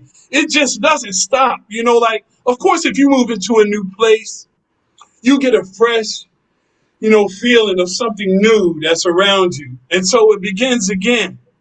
And so here I am, man, after, you know, being kind of worn out. And I use TMD's term, worn out in that matrix, man. It's wearing me out. I stepped out, man. I feel good, man. I feel good. And so look how I feel. You know what I mean? And I didn't expect that. So I got to tell you, man, I have to just step back and I'd rather just be a student, man. You know what I mean? I'm really not all of anything. But to just be a student of the game and flow through, if I'm able to flow through and I'm a student of the game, that's okay for me. I'll end up where I am. Now, I can tell you the gentleman that you got on the screen is so funny. Like, I'm new to YouTube. I'm stumbling my way around. The gentleman you got on the screen is so interesting is because I'm telling you by way of osmosis or whatever, divine intervention, I'm going to Colombia. I'm going to the DR, Puerto Plata. I'm going to Thailand. Hey, Richie Mack, I'm coming to see you straight up. Come on, man. You better bring that Grandmaster Flash hat with you, too. I know, right? Hey, I just wore that for y'all, man, because, you know, that's old school right there. You know what I'm saying? I love it. Yeah. Yeah, I got the whole collection right here, man, but it's old school. And look, with the young gun right here out of Bogota, I'm telling you that I'm still following in your footsteps if you would allow me. And I might make some missteps along the way because a lot of my stuff is not so learned and skilled, but it's just knowing that, you know, this world is mine. I'm just in the vibrational flow. I got my own lane. And, you know, I can go through. I know for a fact I can come through. And so what I'm saying is that I'm really here to learn still a lot. I don't really claim a lot. But I do show up at all the great places at the right time. It cannot be denied. So you should expect that. You should expect that. I'm going to warn you now. But I show up at the right place at the right time. I don't even really know all of how it goes. But let me just say one last thing. My passport through 15 urban cities that I lived in the United States, my passport's always in my back pocket. TMD said it. My passport saved my life more than one time. Imagine being on, getting ready to be arrested, and you fifth in line. They handle the people. It's 3 o'clock in the morning. You in the wrong place to be. Okay, I'll admit that. They get to me and pull out my passport and read it. Man, that thing says Japan. The policeman is like, bruh, wait, hey, and then he whispers to his dude, look, I don't want to deal with this cat. He comes to me and say, hey, bruh, quiet, without telling them. It's still 5 more cats he got to deal with. He says, bruh, ass home. I'm not dealing with this. And so what I'm saying is that passport is like my ID. That's my first ID. I'll give you my driver's license second if you want it. You know what I mean? But I'm going to get you that passport first because I don't know what it is, either the United States passport or it's because it has Japan in it. I have no idea what they're looking at. Bottom line, that thing saved my life, like TMD said. And for Andre to say he's working on his second passport, let me tell you something, man. Y'all dropping dimes out here. Finally, my channel is all about trying to get people their passports. That's really all it was. Because I think that the guys that I met in all my urban cities, even they used to tease me, and that's where I got "Where's Chuck" from, because it's always, man, what we doing? Hey, where's Chuck? Oh, yeah, no, he should have been here, man. Where's Chuck? They tease me a lot because I do move around. I mean, "Where's Chuck" was like a bad joke at one time. Well, it still is, but but I'm trying to change it around. There you go. Mhm. You know what I'm saying? And so they used to tease me, but one thing I wanted them to have that I have, the only one thing I wanted them to have that I have, and I don't really have a lot, is I wanted them to have their passport. Because they can get that in the United States, they can actually get that passport under most situations. Other than felony and child support, that's something that they can get just like me. And one day they might be able to go ahead and get with Learn the Crypto TV or go all the way out there and visit Richie Mack. They can do this. And so I want to tell you that my friend Kings and Dreams thought that it would be cool if I just come on and meet you guys, you know, because really I do respect all you guys, and it's so much to learn from you gentlemen, including you Learn the Crypto. It's so much to learn, and like you said, so understand me is that I'm a student, but King and Dreams is like my big young brother. And he decided to work with me, and even though I need to learn a lot, you see what I mean? I'm still getting ready to position myself in the student mode, even to a younger big brother.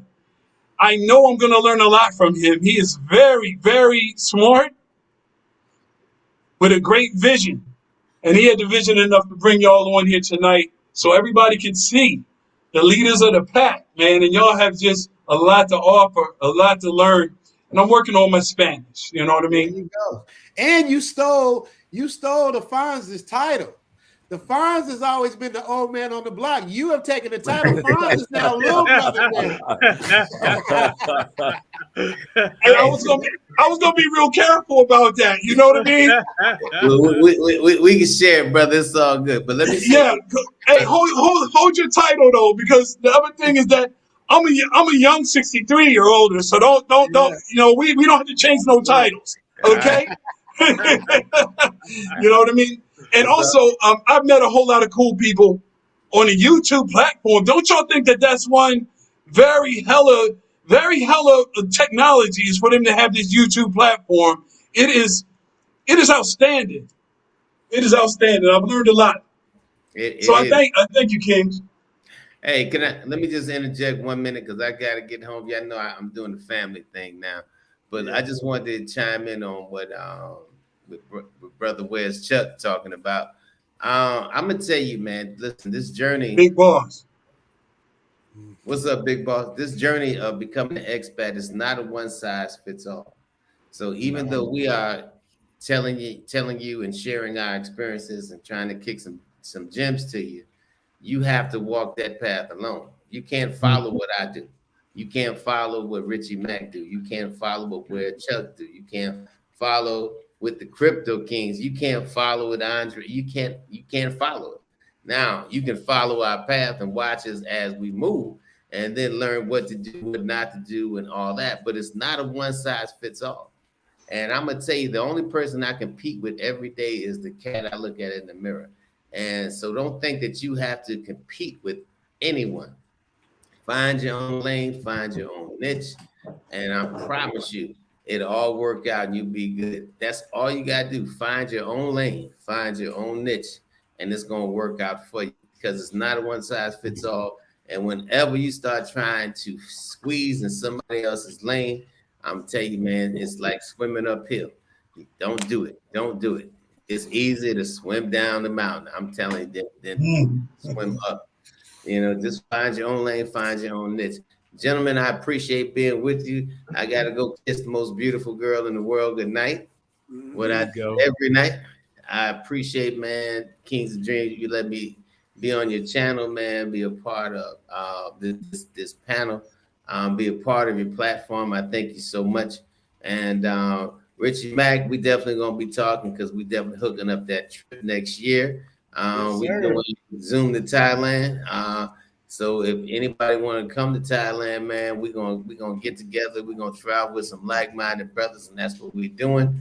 I'm doing Thailand for 30 days, Philippines 30 days, either Bali or Cambodia. So, you know, but I'll have some more stuff out there. But just if you're thinking about that trip, hey, and it may not be on your calendar for this year, then come on and join me next year, man. We're gonna Zoom to Thailand. Rich, man, he knows it like the layout, like the back of his hands. So he's gonna, you know, I'm gonna work with him. He's the SME subject matter expert out there, man. So I'm gonna call on his consultation. Like I tell people, you know, to do that consultation, get some good news, man. But I appreciate y'all, man. And anything I can do for any one of you brothers, please let me know. I love working with brothers. I love seeing brothers grow. I love seeing brothers blow up. I remember when Ace had, not Andre, but Ace had like, you know, maybe 300 subscribers. I said, brother, come on my show. We're going to get you there. We got Ace to 1,000. I remember Yoso Kayla. I stayed on. I said, I'm not leaving. I am not leaving the vlog until she get to 1,000 subscribers. I think she had like maybe 95 to go or something like that. And we stayed on there, got her there, man. There's some other people, man. Yeah, and I'm gonna tell you, the same people, and this is the thing. You know the old saying, the same people you meet coming up, same people you meet coming down. Well, guess what? Some of those people who blew past me, now I give them a call like, hey, man, you know, let me come on your show. Russ, ain't no problem. Ain't no problem. When you got a good reputation, man, where everybody pick up your call, you're doing it the right way. You're doing it the right way. Protect your brand. Treat it like your baby, man. Respect people, man. And I'm telling you, brother, it will open doors that you cannot imagine, just like that passport. But thank you, gentlemen. I appreciate you, man. I love you, brothers. Anything I can do for you, man, I'm a phone call away. Yeah. All right, Russ. No doubt, no All doubt. right, man. Y'all heard him. The General Taylor Dreams, thank you for coming out, man. Salute to you, man. I really mean that, man. Thank you, man. Thank you, brother. Appreciate you. All right, brother.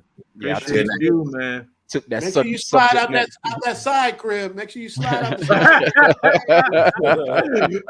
Yeah, somebody put in the chat side crib, but he wasn't speaking. Yeah, he wasn't speaking, so I was like, oh man, I missed it, but it's all good. Yeah, that brother was all right with what he was saying. You know, the one phrase when he said subject matter expert, he don't even remember what he told me because it looked like he talked to so many people, you know what I'm saying? But he had me on it right before he had me on his program. He was talking to me. He was like, hey, I don't know you, young brother, you know what I'm saying? But I like to help out all the brothers. Let me tell you something. If you're trying to get in this YouTube thing, this is what you need to do. You need to go ahead, find you a subject area that you can become an expert in, and then you be the SME or the SME in that area, and then you run with it. And then when you get it up and running, then hit me up and you can come on my show.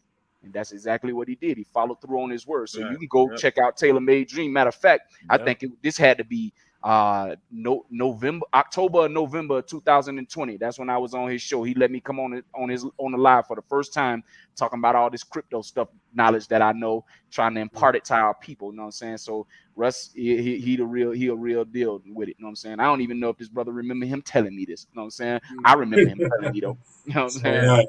And then Andre picked up the ball and ain't dropped it. He ain't gonna drop it. He ain't gonna drop it.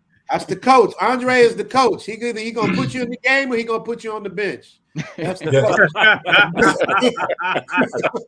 I like that. That's a good one, Richie. Straight up. Now I that's tell you good this talk. because That's Andre is That's a right. good one. Because Andre, I tell you about one conversation. I won't go all the way in it, but he called me one day but right before I got ready to make my move. You know what I'm saying? He was like, "Hey, Los, I just wanted to holler at you real quick. You know how you be talking, Richie back." He's like, "Yeah, Los, you know, let me just ask you a couple of questions, brother. You know, why now? Right.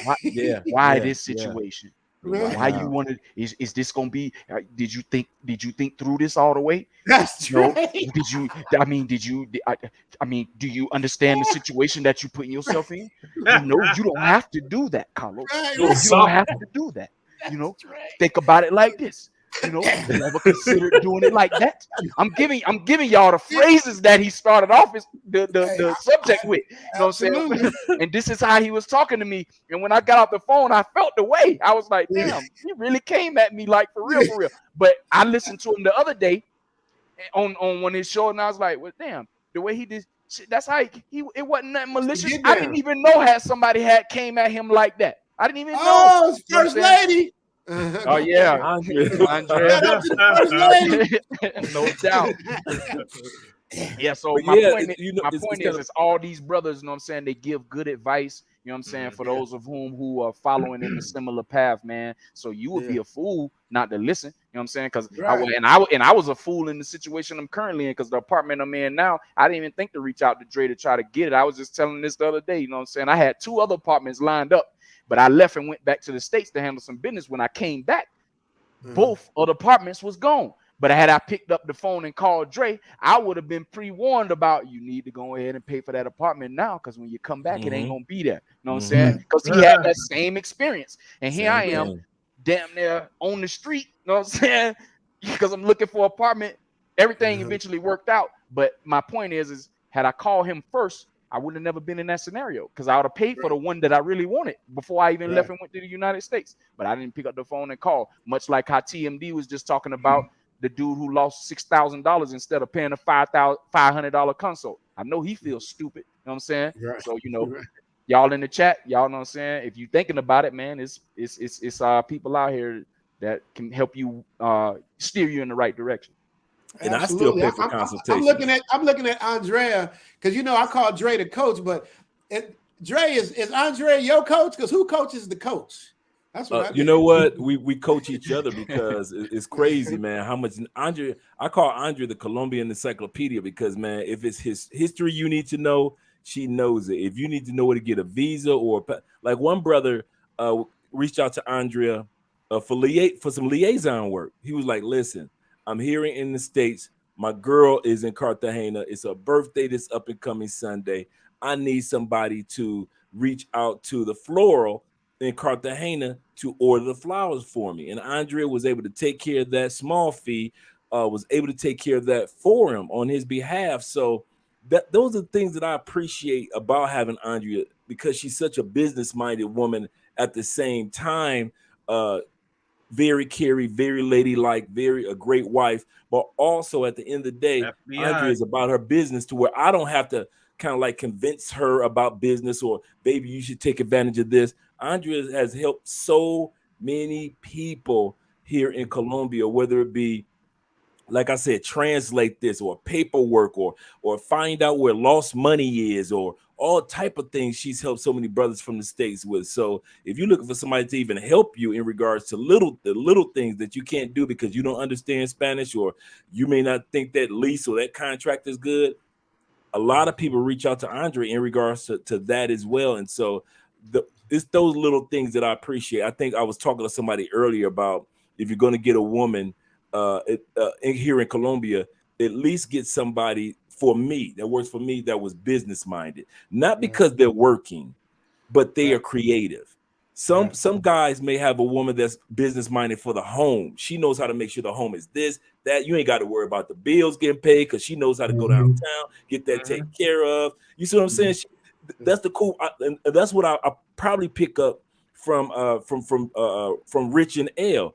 She takes care of the little things behind the scenes to where he can sit back, edit, focus, and give us this quality, whether it be by way of his Patreon or by way of his channels, plural. I like that. Because she does so much behind the scenes that he appreciates so much that she does. And that's what I appreciate about Andrea, man. It's so much that wouldn't get done if it was not for her. And it's so much that she's done. She saved me so much money that if I would have to hire an attorney to do this or a translator to do that, or I would have lost out on the deal because of this or that. Because like Lo said, Andre was the one that reminded me. Andre, they said that if you don't get the apartment right now, you won't be getting this apartment because it's going to be gone by the end of the week. And it was January, and I knew I wasn't moving until April. And I was like, let's go and get it. And we've been living here for going on 4 years. That is awesome. Dre, you left out something very important, though. What? About Andrea. What's the best part about Andrea? The accent. The accent. The you can accent. never sleep on the man. I love the accent, bro. Even when I'm reading her writing, I'm hearing it in an accent. Thank you, man. This is the funny part about Andrea. Not she just heard it. She I hear that. I hear her accent when she writes that. Yeah, this the funny part. Andrea's asked. I still haven't gotten used to it because I'm like you guys. I really like my wife's accent when she's speaking English and things like that. But the other thing about Andrea is she is picking up a lot of slang from being around me. So Andrea's talking about, I don't know. Is that a good thing? Is that a good thing? Since I don't speak a lot of Ebonics, it's cool. She'll pick up a few broken words. That's funny. That's funny. So a lot of times in the chat, guys will say she been around Andre. I hear Andre. That's funny. She talks. Yeah, you definitely can see Andrea when she's speaking. Sometimes that's definitely the truth. I will second what Andre said, because Andrea saved me and she don't even know it. You know what I'm saying? I remember we was having a conversation in the group one day, and I'm like, "Yeah, I'm finna go down here and get me another bank account." You know what I'm saying? And she say, Carlo, well, in her, because I can't do her voice. You know what I'm saying? Right.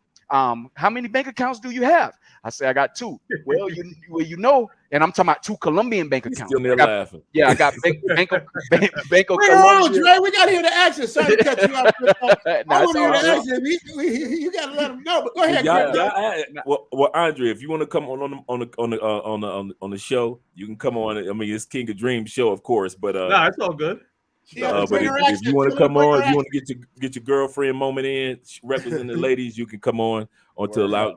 It's not like I got to give her permission or nothing, but just because you know how ladies is, they want to look all cute, looking just right, hair just right, outfit just right. So if she comes on. But Carlos. You know what I'm saying? She saved me. She got her hair from she bed ready. She bed ready. She don't want. She ain't got to show her face. She don't want to be on the screen. Then that's what that is. You can block the screen and just talk audio. There she go. There it is. Tell me a story about how you helped him out. Yeah, you know what I'm saying? But she. Yeah, because she was telling me, you know, if you living in Colombia as an expat, you can't have more than 2 bank accounts, or otherwise you're gonna end up getting taxed. You know what I'm saying? So here I am. I'm like, whatever. You know what I'm saying? Not really. I listened, but I needed to go see for myself. I'm one of them people that gotta go see for myself. You know what I'm saying? So I went to Davivienda because that's where I was gonna go get it, and went in there, just asked a question. I said, hey, you know, how many bank accounts can a person have living here in Colombia? You know. And the person told me, is like, well, you know, it's you can have as many bank accounts as you want, but you're gonna have to pay for anything past 2. You know what I'm saying? Or you're gonna get taxed for anything past 2. I was like, well, what's the tax? and it was some crazy number. I was like, oh hell no, Andrea was right. I'm good. You know what I'm saying? Shoot, I'm good. You know what I'm saying? So she actually saved me. I mean, I was just going in there just off of inquisitiveness. I wasn't gonna open up a bank account, you know what I'm saying? But I just needed to see and hear for myself, you know what I'm saying? You know, because I'm learning how Dre been here 4 years. He learned things as he was walking the walk. You know what I'm saying? And I'm in a similar situation, you know what I mean? I don't want to I want to be in a position to where, okay, I actually had this experience, so I talk on it, because I don't talk about stuff that I don't know nothing about. You know what I'm saying? That's when you start, you're a weirdo at this point. You know what I'm saying? You're doing goofy stuff. You know what I mean? So I just leave all the stuff that I don't know. I leave it alone. But if it's something that I had experience with, then I'll be more apt to help somebody. So all of you who thinking about moving to Colombia and you're gonna live here, you only can have 2 bank accounts. You know what I'm saying? That's it. Yeah. I mean, she takes care of everything from the car insurance to the medical insurance to health insurance. She makes sure that my medical appointments, if I got to go to the doctor, she said, well, Andre, you know, we got a medical appointment for your blood tests on blah, blah, blah, blah. Or, because, you know, like I said, most people already know that, you know, I had a vasectomy in 2007. So I'm getting a reverse. But here in Colombia, they make sure your body is all up to check just so you can get everything reversed. And so I've been going through all these doctor's appointments, which are, like I said before, really inexpensive. But she sets those appointments for this and make sure that this is taken care of, that's taken care of. Or if some of you guys are coming to town, she'll even remind me of, well, you know, so-and-so that he said he's coming to town, because she's in the WhatsApp group with you guys, which a lot of other ladies are in. And so she'll remind me that you guys are coming to town. And I forgot all about that you was coming to town. Well, don't She'll forget be about in a WhatsApp me. group, huh? I said, don't forget about me. Oh, I got you, brother. This is you, me. This you and I. Come on, listen. So, no. I was just trolling. That's all. I know, right? So it's just good to have that person that you can depend on. That you couldn't find that type. It's sad that you couldn't find that type back home in the States, but I'm not tripping on it. I'm not. If somebody finds love in the States and they're happy and they're content, I'm cool with it. But for those that want to take advantage of passports and travel and relocate, and you do find somebody, man, I'm all for it, man. Los got him somebody that he's happy with. We got my man Zoom with somebody that he's happy with. So at the end of the day, we try to set examples also about the value of relationships. It's one thing to showcase the tourist part where you come and you can have your fun. Then you move on to being an expat and you come down and you relocate.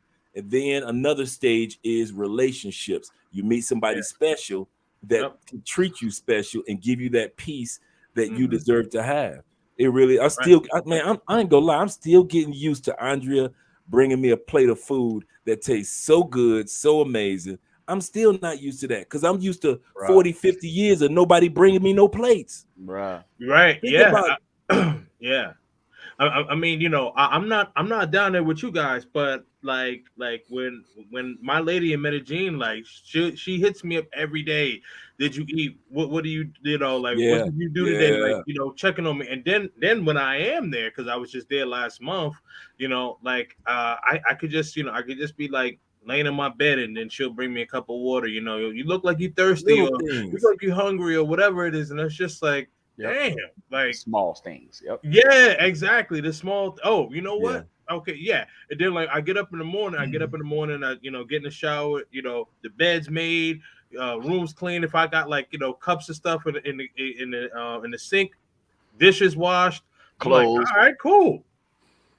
All that. Amazing. You know what I'm saying? Yeah, you can't go wrong when you get that type of man. Listen, I told you a failed marriage where actually because my kid's mama that was only 5 months. You know what I'm saying? I feel like she had a whole setup going on. You know what I'm saying? 5 months and then you running down there. We should have got an annulment. You know what I'm saying? I don't even count that as a marriage. You know what I'm saying? But anyhow, you know, after experiencing what I experienced in the United States as far as a marriage is concerned, and then turning around and coming here and getting what I thought I would have gotten in the United States without asking for it, man. That's probably the part that gives me the most. When you don't have to ask for it. It's kind of like you don't even have to kind of like give a look or a glance for it. And then sometimes they just read your mind. Like Andrea come, I'll be like, you know what? I wish I had me some chocolate. And, you know, I wish I had me like a nice piece of chocolate, something, you know, Danish or muffin, and some coffee.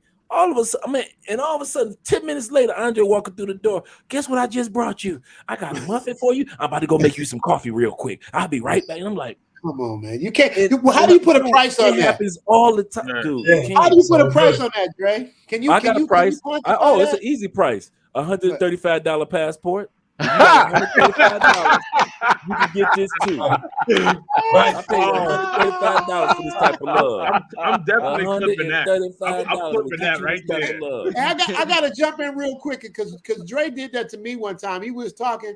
And he was like, "Hey man, I'm gonna give you, he hit his coach voice. I'm gonna do said. Wait, hold up. Andre just brought me some beef and some guacamole, some fresh guac. What did she make you that day, Dre? I was so high. I was like so jealous. At night. That was a party. It was like 12 o'clock in the afternoon where you were. It was like 12 o'clock at night. She brought me like this full meal, and this is like one of our first few times of us just straight up conversing, and I was like, you see what I'm talking about, bro? 12 o'clock at night, nice, beautiful. Right in. Listen, and it was real. That did it for me. I'm like, I'm going to Colombia just to get that meal because I love guacamole. That's my thing. So I'm going to get my meal. Listen, I gotta say one thing real quick, because my favorite Patreon, Bruce Rain, had a question.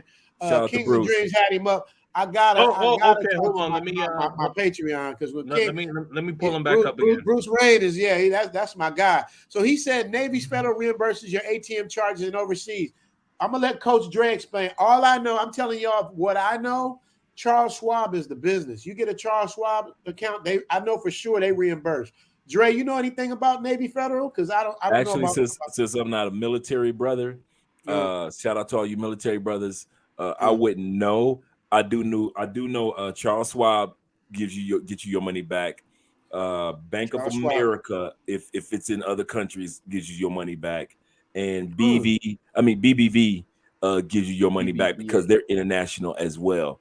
I only know about BOA. I have TD Bank, but I don't think usually I bring my cash there, so I don't really go to the ATM when I'm there. Well, in addition to Charles Schwab, you also have Capital One 360. There are no fees. That's true.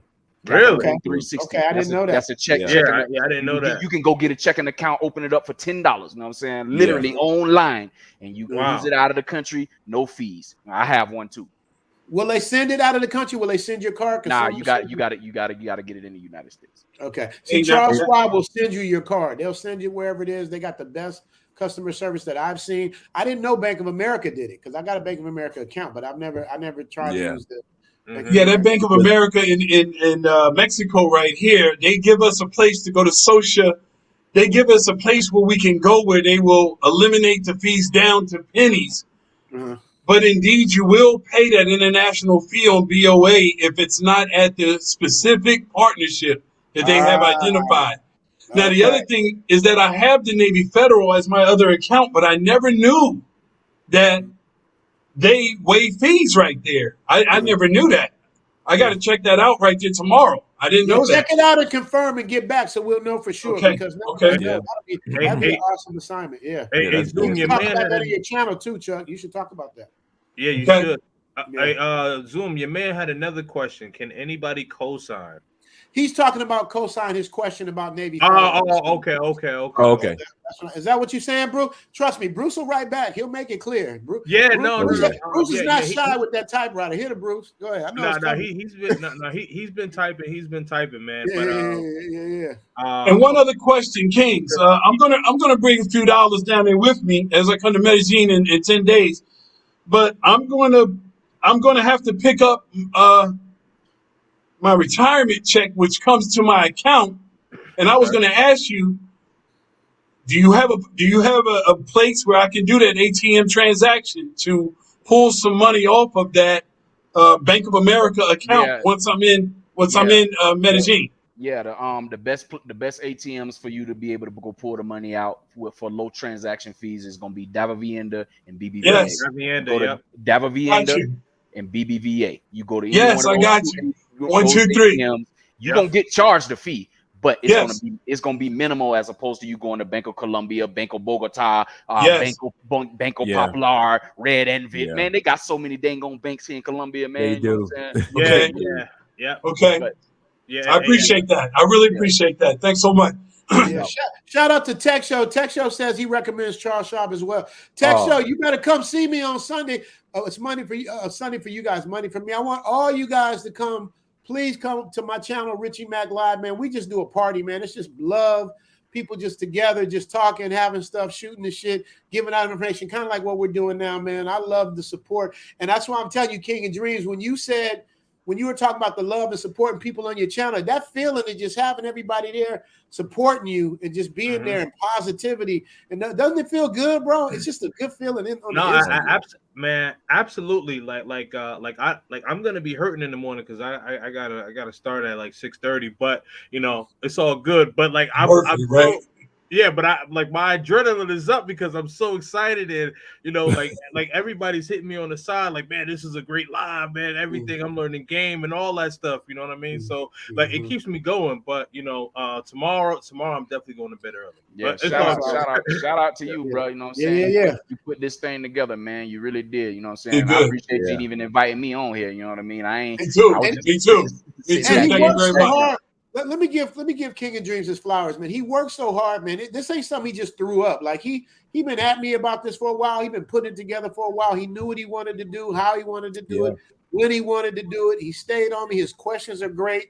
You know, King of Dreams, you don't owe nobody nothing else, bro. You've been on for 2 hours and 39 minutes. You can get your rest. You've done your job, bro. Like everybody.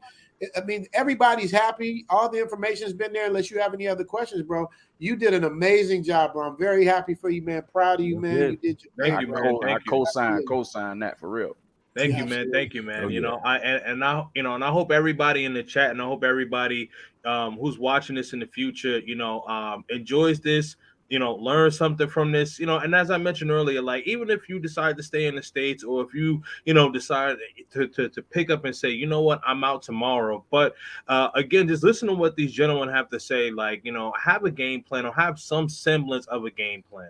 Right. You know what I mean? Like even if you don't have a game plan, but at least have the financial, oh bless you, but at least have the financial capital to, you know, to put yourself in a you know, in a good position. Because what I heard from you, Los, and Richie Mac, was that like both of you guys were stuck in your locations, you know, throughout the pandemic. Like y'all could have really been SOL if y'all didn't have any money. You know what I mean? Yeah. Or at least have the mentality to figure out, how can I get some money? Well, I was fortunate enough, the job that I was working on right then, because of everything that happened, they just had me on special leave with pay. You know what I'm saying? So you know, that was really the lifesaver for me, because if that didn't happen, bro, ooh, you talking about like really somewhere SOL? Yeah. He's right. I fortunately did a loan modification on my house and pulled out some cash. So I was, you know, I had a nice little nest egg to keep me afloat too. But look, once again, I didn't plan on it. It's just how God works. You know what I'm saying? I'm not a religious person, but I'm super spiritual, man. I believe everything happens under God's plan. And it's like, you know, I would have never had to, if I knew I was gonna move to Thailand like this, I would have had a going away party. I would have had everybody like coming to see. I slept out. I crept out the back door at 2 a.m, man. And, best way to do it. That is cool, though. That is cool. You know, that is cool. But you know, sometimes the best things that happen, it happens. It happens like when you least expect it. Because like the thing is, like, you know, Fly's been at me to start a YouTube channel for years, and I'm just like, eh. And then one day I hit him up and I'm like, listen, like I'm gonna do it, and he's like, Cap. And I'm like, no, I'm really gonna do it. And I put out my first video, and he's like, okay, all right, this is cool. And then I started kind of falling off, and he's like, see the Cap. And I'm like, no.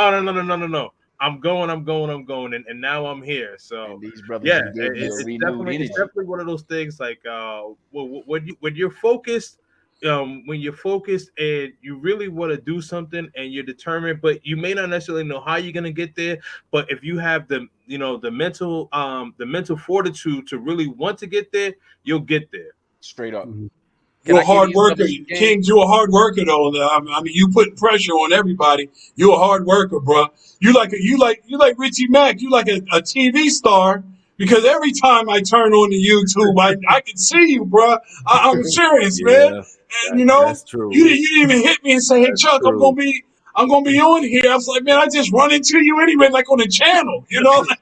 I'm clicking through. There he goes again. Man, he So got you that Where's working hard, Waldo bro. You thing working down hard. to a science. Called him a World's Waldo. K4 said he got a TV guide under his hat. Hey,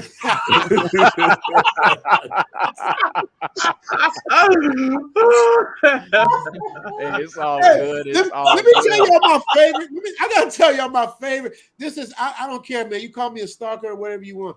My favorite part about YouTube and just social media in general is watching the witty comments that people make on every different subject matter. It'd be some of the funniest things in the world. Man, I don't know where comment people come with all this creativity from, but it is hilarious, man. They just come out of nowhere with that, man. Like my boy Cuba Gooding. I love Cuba Gooding to death. That's my dude. No matter hook, sinker, or crook, that's my guy, man. He's a good person, a loving dude. And I was looking at the Variety had mentioned like what his situation was, and somebody wrote Cuba batting Jr. It's like, I had to laugh at that. It was just funny the way it came out, Cuba batting Jr. And it's like little stuff like that that just makes things funny to me. You take something that's sad and make it funny and make you laugh. So Bruce Wayne cracks that Sam Jackson had. I called him Grandmaster Flash. We having fun, you know what I mean? That's what it's all about, man.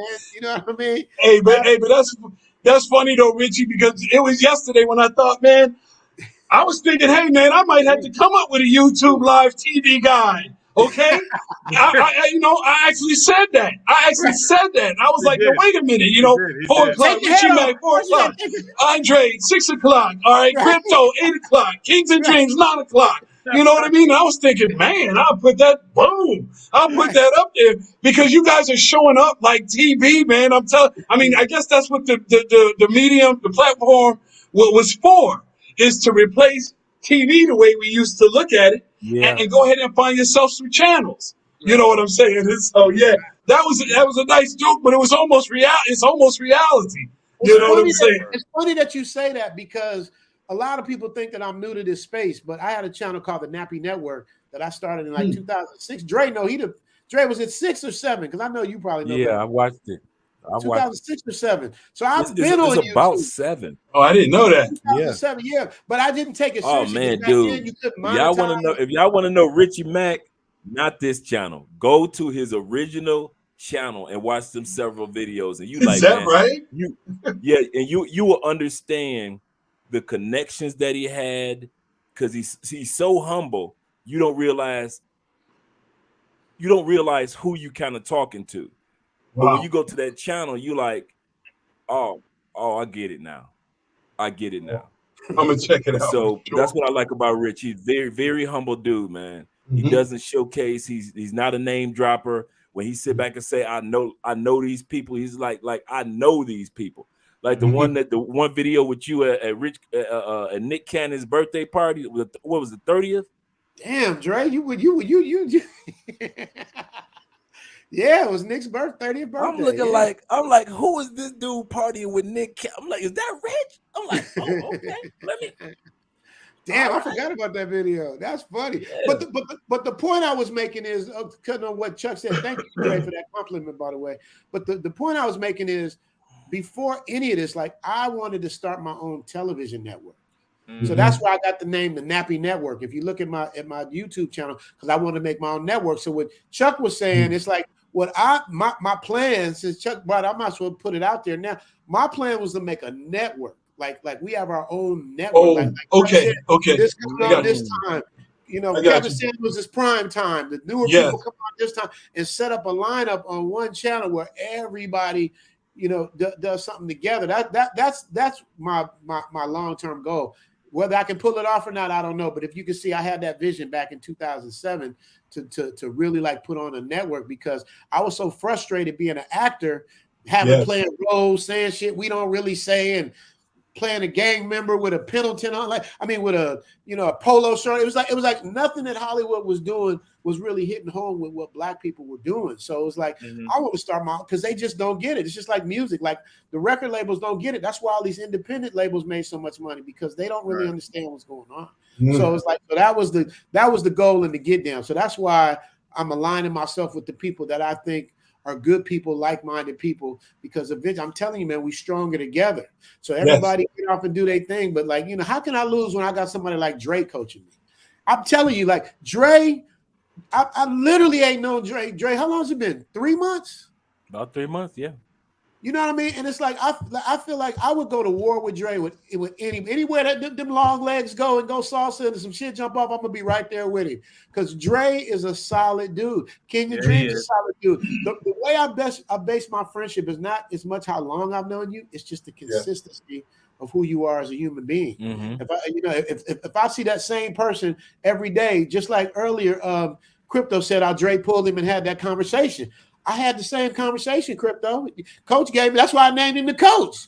At first, I'm like, who is this nigga coaching me, telling me what to do? Like, this nigga's really coaching me. And then I thought about it. I said, wait a minute. He's giving up real shit. He doesn't have to do it. He's giving you his time. Any man that has 5 channels, and will give you 2 hours out of his life and be on call whenever you need him, generally speaking. Yeah. It's like, how do you, Dre stayed on me and drugged me through 8 hours of my first live stream. He carried me for the last 3 hours of an 8-hour live stream that was only supposed to last an hour and a half with the lead attorney. We went an additional 6.5 hours, 8-hour live stream because of Dre. He didn't have to do that. And my other man, Big Baz, you know what I mean? It's like you get the people. Y'all better mess with Baz before y'all better go because yesterday's price is not the same as today's price. Y'all better mess with Baz, man. He's not, and he's right. The tribe is stronger together. Separate we food. Let's eat together, man. That's it right there. So I tried to say my 2 cents, but love what everybody's doing. I mean, I love Chuck. The energy you have is like it's like, what's the word I'm looking for? Where it just spreads to everybody. It's like the energy. Contagious. Contagious. Yeah. And you, I appreciate that. I appreciate that. You being the oldest with the energy of the youngest is what really inspires people like me. Because me and Dre, you know, we touching it. We going in that direction.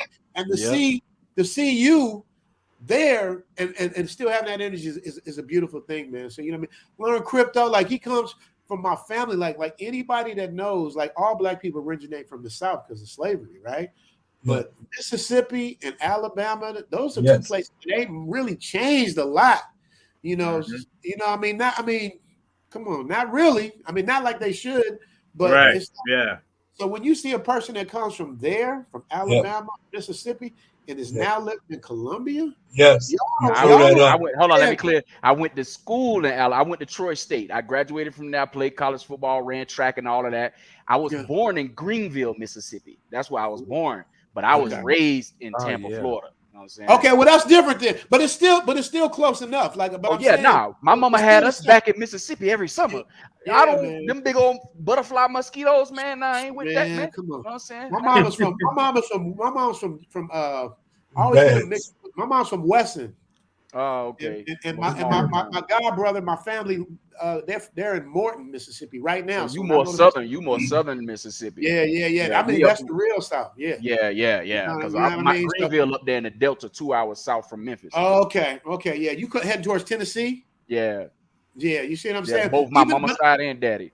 Yeah, that whole area though, man, it's like going into a throwback movie, man. You watching Mississippi burning all over again. You know what I mean? It's just crazy. That's real talk. Wow. But you know what my mom told me though, and this is real because remember I grew up in LA. My mom said I like the South better because at least in the South, you know where they're coming from. They don't shit that all the time. Yeah. You got to respect that because at least you know. Yeah. This is how I feel about you. So we gonna keep it like this. Too. Yeah. Yo, let me tell you this. I'm a bartender by trade. That's why it was easy for me to move around to different cities. So that was the method to the madness right there. You know, I mean, I'm a world-class mixologist, but I worked at Mercedes-Benz Stadium in Atlanta, you know, towards the end, okay, before I went to Vegas. And one day I saw the Mississippi, Jackson State Tigers. Oh, wait a minute, no. What's the university coming out of Mississippi? You got Ole Miss. You got Ole Miss. Yeah, you talking about the black schools, or you just talking about? Yes, black school. Auburn. I mean, Alcorn against Mississippi Valley. You got it's another one. Is that in Hattiesburg? Nah, that's because that's Southern Miss. Jackson Right. State. It's only Jackson. It's only 4 black schools in Mississippi. Jackson State against Alcorn State. They played at Mercedes-Benz Stadium. That's my point. I met some of the best people I ever met, man. When they was out of Mississippi, I kept asking them, where are y'all from? They was out of Mississippi. And I've been a lot of places meeting a lot of people. And just to tell you the truth, I didn't think that, hey, I didn't think I was making this kind of beautiful people. Man, they all told me that they was out of Mississippi. It blew my mind. They invited me to the the Southern Classic or whatever, they have it in the fall. But the lockdown came and I couldn't go, but they invited me personally. I just want to say, hey man, I met some beautiful people out of Mississippi. That is for sure. Absolutely. I appreciate it. You know what I'm saying? Even though I grew up in All Tampa. right, I'm about to let you guys go because I know my man got it. Kings and Dreams got to get ready. Let's coach. Get up in the morning. Let's close it out. But let's close it out. And if you don't mind, Dre, I just wanted you and Zoom to kind of close out last since you guys were the guests, if that's cool. That's cool. I'm not going after Dre, so let me get mine out the way now. I'm not going No. All right. So we're gonna go with you. Where's Chuck? So we can close you out, man. Yeah, man. Last one in, first one out, man. I just want to throw my peace sign up to y'all, man. Really, my respect is there. Thank you so much, Kings and Dreams. Your panel was great, man. Really, the energy is wonderful. I feed off of that. I just want to thank you for letting me be here. I thank you for working with me as a younger big brother, on my channel and on my journey. You're also helping me get into Medellin, my next destination, on this journey of life. Yes, and so I just want to say thank you to everyone. I won't be long because you've already shown me more than what I expect. And thank you, gentlemen. I do appreciate being with you tonight. Absolutely, man. Salute, salute, brother. No doubt. All right, I'm out. Take care. All right, man. All right. Los, what do we got, brother? No doubt. Well, I'm saying again, same sentiment. I appreciate you inviting me on the platform to be up here with, an esteemed panel. You know what I mean? Shout out to Richie Mack and his channel. You know what I'm saying? Zoom. I be looking at your channel, but I just don't never really be saying nothing in the chat. I be in there all the time though. Why you don't say nothing, man? I need the love. I love the love. I need you. I need to stop better speed this week. Man, that's Zoom the Thailand chappy. Go. Yeah, I understand, man. You know what I'm saying? But I do off the beaten path a lot. You know what I'm saying? So, but anyway, right. I'll be more communicative in there. Oh yeah, I'm the person who Big Boss had shouted out on his show yesterday. I had just turned it on, and within 3 minutes, he was like, "Shout out to Learn Crypto TV." Blah blah blah. That's so right, he did. Yeah. So shout out to Big Boss. You know what I'm saying for that. And stuff like that. And I wanted to acknowledge my frat brother in here, Q497. You know what I'm saying? I'm the Bruz, Omega Psi Phi, just so y'all know. But anyhow, hi. Yeah, we the Bruz. But anyhow, I saw one other thing I wanted to address. I saw a question in the channel from Bruce Rain, your Patreon. He asked me what's the best passive way to make crypto. Well, you know what I'm saying? You got to go check out my channel, brother. Learn Crypto TV. But I tell you right now what you can do, look at staking the crypto that you already have. Just stake that crypto in a nice crypto wallet. You know what I'm saying? And the best you can use Exodus wallet, you can use crypto.com wallet, or you can use Gemini. All of those are good wallets, and you can stake whatever crypto you buy in those wallets. You know what I'm saying? But anyway, if you want to know more, just go ahead on to the channel. And and I talk about a lot of range of topics over there while I'm showing you Bogota, Medellin, Cartagena, wherever I'm at. You know what I'm saying? Nice. But anyhow, again, you know what I'm saying, to Andre, man, the best coach in the world. You know what I'm saying? He's the person to have those tough conversations with, and he had a couple of them with me, and I appreciate it because it helped me to level up to be able to do what I'm doing now. You know what I mean? And then where's Chuck? You know what I'm saying? Appreciate your energy, man. You know what I'm saying? Like always, you hit me up on the side when you get to Columbia. You already know what it is. Just reach out to me. You already know. And shoot, Kings and Dreams, man. You know what I'm saying? You tough tonight, bro. You know what I'm saying? You just earned another little notch of respect on the belt from me. You know what I mean? Putting this here together. Not that I didn't respect you before already. You know what I'm saying? It's just the fact that, you know, everybody can see the work that you put in order to be able to make this here come together, man. So I salute you 100 all the way for that. You know what I'm saying? And shoot, man, the rest of y'all in the chat, you know what I mean? Don't be afraid to go to Learn Crypto TV and come learn something, man. Learn Crypto TV. That's right, man. Other than that, thank you very much. And I'll check y'all on another live whenever somebody invite me on again. Yeah, Sunday, you invited to come get down with me. Yeah, man. Yeah. Shout out to the hey, shout out to the chat trying to get a Felicia Jordan on the side. I see y'all trying to get a Felicia. Learn something. Everybody loves Felicia. I ain't mad at man.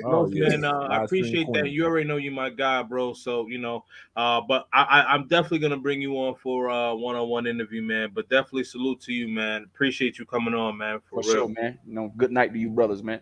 Yes, sir. Yes, sir. Learn Crypto. I got to make sure I'm subscribed to him too, man. Y'all sub up to Learn Crypto. Yeah, he's good, man. I won't lie. That brother is good. He turned me on to some things. We made quite a few dollars. Let me make sure I'm subbed up. Learn Crypto TV. I should be, but I'll sub up on both my channels. Yeah, I'm subscribed. I'm already subbed up, Crypto. So I'm already in there. So yeah, man. Right. Yeah, man. So all right, good. Yeah, let me go before I'm gonna make mine quick because I ain't doing that. Tito, Marlon, and Jackie and Jermaine, they don't go on before Mike. You know what I mean? They do their thing. We don't want you around. Oh yeah, then Dre start singing to you. Don't let him get to singing to you. Dre start singing to you if he need to. If he run out of ammo, he'll start singing to you. So let me just say this, man. I'm gonna make it quick.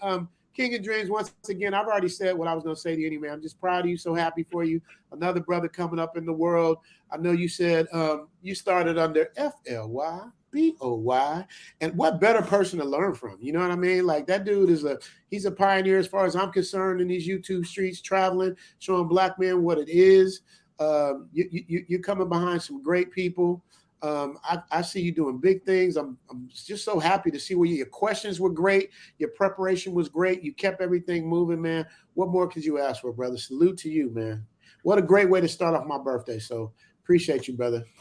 Yeah, man. Salute, man. And happy birthday, Richie Mack, Zoom to Thailand, man. And it's been a pleasure meeting you, man. And I am excited to see what the future brings for you, for us as a team, and we definitely got to be doing some collabs. And I will be seeing you on Sunday. You know, I'll pop through, man. I'll pop through. You know, I will. Absolutely, it's a party over there. You know what I mean? We just having a party. Yes, man. Yeah, man. You got to change. You got to change the title, man. It's Easter Kickback. That's what that was. That was just Easter Kickback, man. So, but next week is not going to be Easter, though. That's what I'm saying. We got to. No. I'm talking about the live. Oh, the name of the what's the name? Yeah. The live from last time. I'm going to have to talk to Vitaly about that. He usually handles that stuff. I'm trying to get to the next episode when once I get done with one thing, I'm trying to start on the next one because it takes me so daggone long. So, Los Angeles versus Thailand coming soon. Coming soon. Yeah, I'm waiting for that one. Coming soon. Yeah. So that's what's up. So with no further ado, I'm gonna hand it over to the coach. Let's hand it over to the coach. Absolutely. I'm signing off, y'all. All right, man. All right, brother. Salute, brother. All right, brother. Salute. All right, man. Yes. Yeah. What we got? What we got, sir? Okay, guys. This bottom line. You sat back and you watch Kings and Dreams. You watched all of us. Many of you have been watching most of us you watched our whole journey. You watched me and Andre before we got married. You watched Russ when he first opened up his bank accounts, at first got his apartment, was still living his condo, when he was still living in Atlanta and going back and forth, and he finally made that final move. So a lot of us have been watching these journeys of other individuals for a long time, and you still ain't got your passport. And I don't know what you're thinking. Every time you think that you don't have $135, you got $135. I don't care what you got to do. I don't care what bill you got to hold off for this month. I don't care if you sitting up here still buying $300 pair of Jordans or LeBrons and you don't have a passport. I don't know what you're doing. I don't know why you sitting up here for 4 or 5 years. Watch us go through these journeys. You watch me go through a marriage. You've sat back and you watched Taylor Made go through all the way giving birth to his new daughter. and you still don't have your passport. In the immortal words of Ace Live, who raised you? Who your mama is? Because at the end of the day, we want you to get something you deserve. And now, I love my white brothers and sisters, my Asian, Latin brothers and sisters, but I'm going to talk to my sisters and brothers for a second. You ain't going to get what you're looking for in the United States in your lifetime. All that marching, start packing. It ain't going to happen in your lifetime. You looking for the laws to change and the reparations, and it ain't going to happen in your lifetime. It's going to happen, but not in your lifetime. So while you sitting around, you actually thinking that, well, a change gonna come. The only change that's gonna come is you owning a passport. And that's what Kings and Dreams actually did when he put this live stream together for you guys to realize it's time for you to stop watching us as YouTubers only and actually put some skin in the race. I'm telling you, getting your passport and going on that first trip, you'll realize how inexpensive life is outside the country. You'll get a chance to experience so many cultures and people you'll get a chance to meet, and you won't go broke. My first trip to Colombia, when I met Ace, it was a 5-day trip in Medellin. I left the United States with $300. $300. I went back to the United States with $90. And I partied. I went to the brothels. I did this. I had all the fun. I wasn't being cheap. Now, mind you, I had already paid for my flight ticket and I'd already paid for my hotel room. But as far as spending, I didn't even have to spend that much to have a good time because I didn't realize how inexpensive Colombia actually is. And I didn't need to spend the whole $300. Now, I wasn't being cheap or anything, but the fact of the matter is I gave myself the opportunity of experience. So for me to sit back and say, okay, I'm going to just go down there for a couple of days. I got $300 extra. I'm just a regular dude, and I got my passport. You ain't got no excuses. And so this is why, once again, this is why Kings and Dreams put this panel together, not for us to chop it up. You guys are what do you need? The last thing that you guys are going to see from us is grandkids. Y'all need to see us have grandkids for y'all to finally get y'all passports. Did you want to see YouTubers get property? You saw that. You want to see one of your brothers get married? You saw that. I've interviewed sisters that actually got married. You saw that. We're going to be talking about taxes as far as expats are concerned. You're going to see that. You saw one of your brothers just have a brand new baby girl. You saw that. What more do you need to see in order to get your passport? You let me know that in the comment section. And I'm talking about all y'all. I don't care if you're 8 to 80, because I got a neighbor downstairs right now. He ain't got nothing but his Social Security check. And at the end of the day, he and his wife are living happy with a Social Security check with a maid and a live-in nurse with a Social Security check. So you can't say, well, I'm too old to use my pass. Who, when, what, where? Well, I love my grandkids. Make the United States your second home. That's the last bit of advice that I have for you. If you want the United States to be your home, no problem. Just make it your second home. Make it the place where you go make your money. And then you spend your money outside the United States. Make the place where you go visit your family and your friends. But you live outside the United States. So when you go back to the States, you either renting a room or you staying with a relative. But that ain't your first home. That's your second home. So nobody's saying when you get your passport, you got to leave forever. We're just saying that take advantage of it, and it may introduce you to a whole new life that you never expected to have. I just want to say thank you again, Kings and Dreams, for what you've done as far as this panel tonight. And I can actually see your channel growing. And I want to say welcome to the world of YouTube tomorrow morning. Because when you're exhausted, that's YouTube. That's YouTube. When you see Richie Mack and Taylor Made and all of us exhausted, that feeling that you have in the morning, that's YouTube. That's Flyboy YouTube. Yeah. Being exhausted going on, because YouTube is like a child, man, and it needs constant attention. Absolutely. Needs constant constant care. attention. So Yeah, congratulations, welcome. Yeah. thank you, Yeah. man. Thank you, man. Thank you, man. Dre, from the bottom of my heart, man. Definitely, man. You know, appreciate it, man. And a few weeks, man. A few weeks. I can't Oh wait, yeah, we're man. gonna have some fun. Yes, we are. We're gonna have some fun. I already got some team. I got a team already lined up for you, man. A team Oh of man, dudes that can appreciate you, introduce bro. you to some spots. Yes, I sir. got this one dude. He came in. He can't stay out the spots now. They didn't introduce him to so many spots. He done lost his dang mind. Oh man, I definitely appreciate you, man, and appreciate all you guys staying on this long, man. So, you Oh know, yeah. yeah, oh wow, yeah, we hit the 3 hour mark. I was like, man, if I hit the 130 mark, great. But wow, yeah, we hit the 3 hour mark, man. Man, I So wasn't gonna let that happen. Not with us on here, man. I already had planned out before we started 3 hours. That was in my mind. 130. Man, you here with us. There's a lot of information these people want to get in right. 100. And you got some of the top YouTubers on here as far as Yeah. expats. Yep. And we're definitely gonna share that information. So Absolutely, man. Absolutely, brother. Man, appreciate you, man. oh Appreciate you. yeah, man. All Let right, me head man. on out of here so you can go ahead and close out with your audience. Appreciate Yes, all sir. you guys in the comment section. Yes, sir. Yes, sir, man. Appreciate it, man. Oh yeah. All right. Let's see. All right. And then there was one, man. First and foremost, I just want to say big shout out to Dre, big shout out to TMD, Zuna Thailand, man. My brother, happy birthday. Enjoy it.